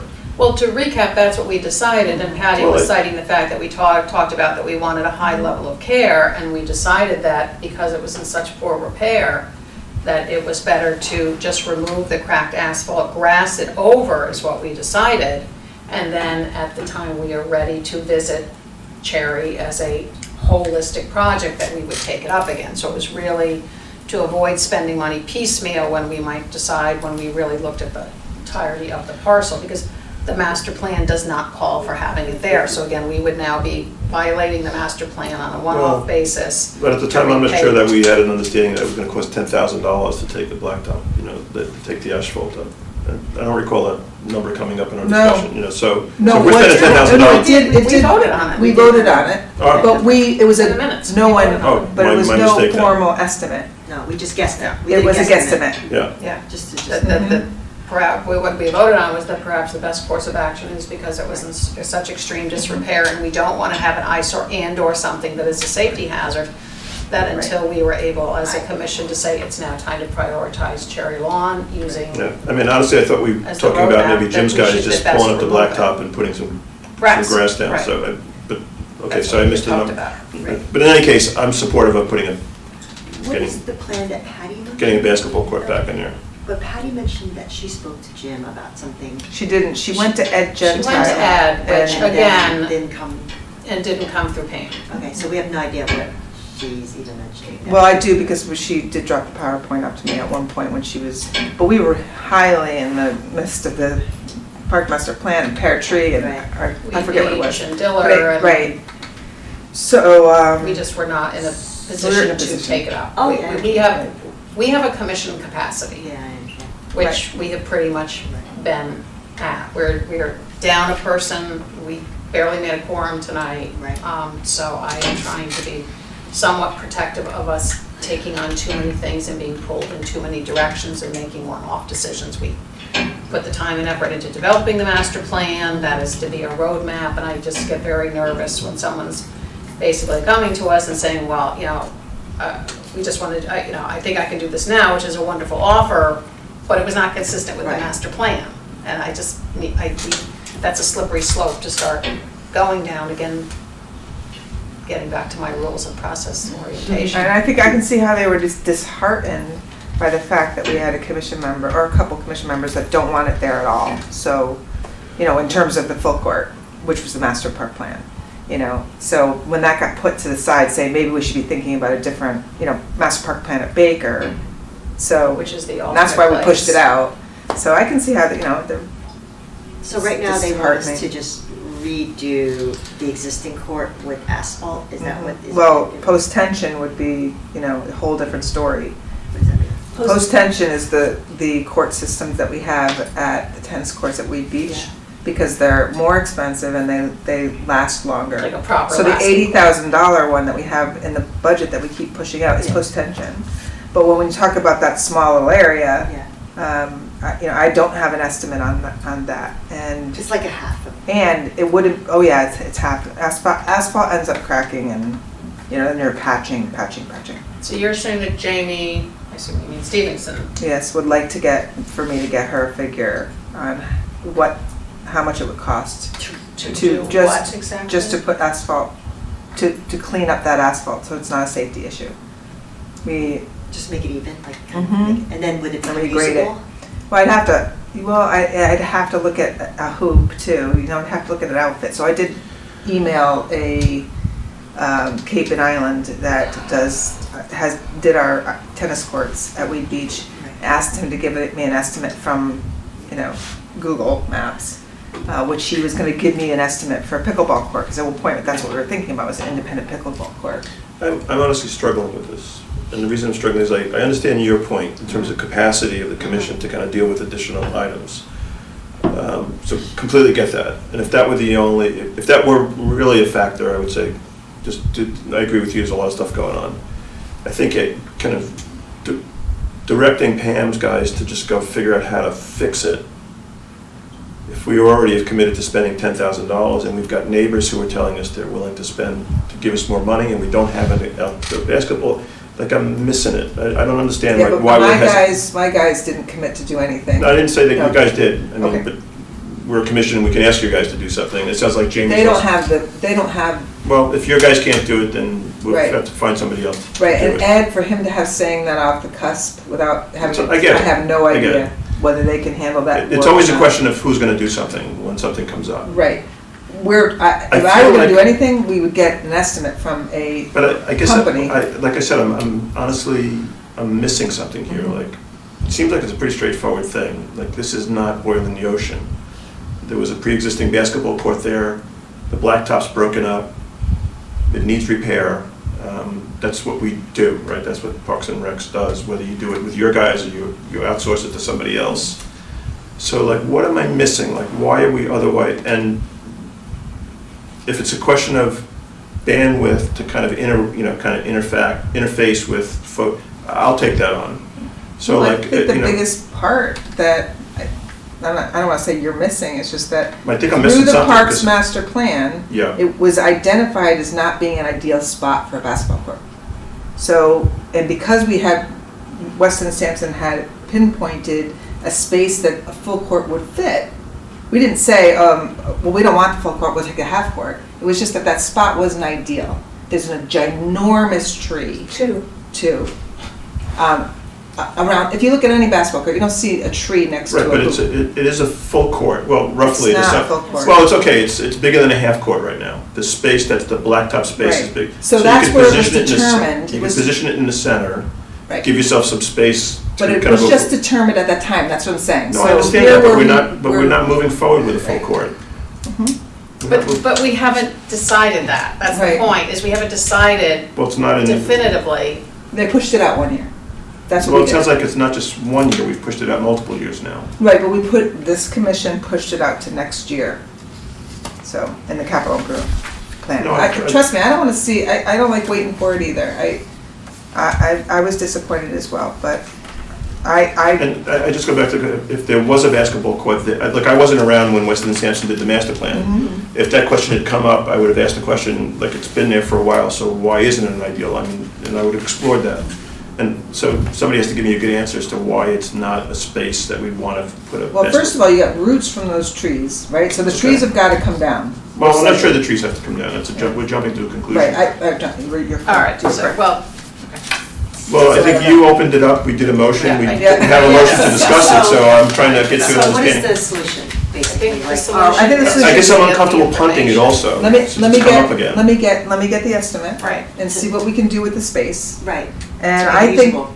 exactly, so if we can put, maybe you're holding off it's on the that we demo. put one, right. Well, Maybe, For a we second. wouldn't even have the money to do the demo until the budget gets approved, which is in April. I mean, the budget process is just beginning. and we wouldn't get the money till July anyway. And then you would get the money in And July. nothing's open now, in terms of. So, Right, yeah, so, and I will revisit the conversation that Ed had supposedly with Patty, because if he's claiming that he can do the court with his resources. Well, once again, I'm sorry, guys, you know, and you know I'm supportive generally, but I'm having an issue here. So we've demonstrated our willingness to do private-public partnerships on 2 other major initiatives just recently. It's Diller and Shortland, and the boardwalk, Beach, right? yeah. So it's not as though we have a reluctance to kind of work along with members of the community or organizations within the community, No. right, to get things done. So there's a model here for how to do things that may go beyond what we're capable of doing on our own, whether it's from a budgetary perspective or a resource perspective, right? We're doing that. So I'm just mentioning it to remind us that, you know, we're not kind of in uncharted territory here. So we're talking about a small half court in an area where there previously was a basketball court. And we've got folks in the community who are saying they're willing to give us money or contribute or chip in to do it. And I'm making a kind of a passionate case to do it. So I think we have to figure out whether we're going to do it or not and have a good answer. If we're not going to do it, we have to have a good answer as to why we're not doing it. And I think saying we have a master plan that talks about something somewhere else is not a good enough answer from my perspective. I'm one person here, but that's not a good enough answer. I would disagree with that. I think we have a Fair master enough. plan that identified a full-size court in one of 2 I'm locations. happy to put a full-size court somewhere else as well, but that doesn't kind of prevent us necessarily from doing something else somewhere else. And I could agree with that, because if we still have a full court that's possible at Baker, there's no reason we couldn't put a small. I just don't want this town to be stuck with one small. Well, I don't think we're going to have an Nice to embarrassment have. of riches if we have a half court in one spot. No, and a full court in another, another spot. no, I think if anything, that's better. You know? Certainly better than what we have. Right. Okay, I'm done. I'm off my soapbox. Okay. But so you're just gonna help us? I am, figure I'm gonna out- give some alternatives, in terms of new at that size. Right. Right, because we have to figure out what it's gonna cost, and most likely they're not gonna want to pony up post tension anyway. Asphalt, Ed, and then the possibility of working, I mean, all depends on what the additional cost is. It comes in at 50,000, are they willing to do 25? Well, I think, you know, they made an offer here this evening, so I think, sound And like the a good commission offer. has to be, you know, we're talking about just this space. I hope that the commission doesn't look at this space and say we don't want to move along with full court, because I think that's it following our park plan. If we want to follow it, then we look to get that full court I in haven't gotten somewhere. I haven't sensed any indication that anybody's kind of working towards that end, to say if we have a Yeah. half court, we're not gonna do that. Right. I know I'm not in that camp. But we should get something that we can get online sooner than later. Mhm. If we think a full court's gonna be a multi-year, a few more years, I wouldn't mind seeing something I kids agree. can use at this point in time. Well, these are also community kind of amenities, right? So we're, for kids to be able to walk to Cherry Lawn, that's a little bit of a different calculus than a full court at Baker where somebody's got to get in the car and it's got to be arranged for them, right? So. There's a lot of kids in the community. But this is a reversal of what we voted on last month when we, I think, unanimously voted to put money in the budget to remove it. Yeah, but hasn't Jamie asked Pam to look into this also? So But that I'm makes- just stating that this is a reversal. Do you want to take a vote on it tonight? No, I think you need to get the information. Yeah, isn't she just, I don't know that it's a reversal, I think she's just adding more, she's just going to do some due diligence, because Jamie asked her to do some due diligence. Right? Well, once again, to your point, I guess you could see it that way. I think we were looking at the budget. It was a budget exercise, and it was, I think the budget exercise centered around whether we felt as though we had funding to move forward with that particular project. And I think maybe what's changed now is the possibility that we may have an alternative source of funding that we didn't contemplate. So I think we've got new information here potentially that creates an opportunity for us to reconsider it. Well, it's just here in the minutes. The commission agreed to add an item to it says to demolish the Cherry Lawn basketball court at $10,000, replace with grass. So I'm just saying, we discussed it and that's what we voted on. So if we want to reverse it, that's fine, but I just. Look, I'm only one person here, Yeah. so I'm just, and I agree, I acknowledge that I'm going back on what I said at the last Okay. meeting, but recognizing that I was part of the unanimous vote, so, I'll take the ding on that. Okay. And I know Sarah Paul had some strong feelings about it, so. Yeah, I don't think she has strong feelings about putting it back. I think she just didn't want it being put somewhere else and more real estate being taken up elsewhere on the park. My take is I think she'd be fine with it. Okay, well, we're just at 10, I know they preferably want us out of the room. So we don't start turning over time. Oh, yeah. Right. There isn't a time limit. I found that out. But there isn't? But there's a time limit for us. But we pay. On the way you can function out. So, can I have a motion to adjourn? Amy? Yeah. Second? I prefer to hang around and talk about the basketball. Oh,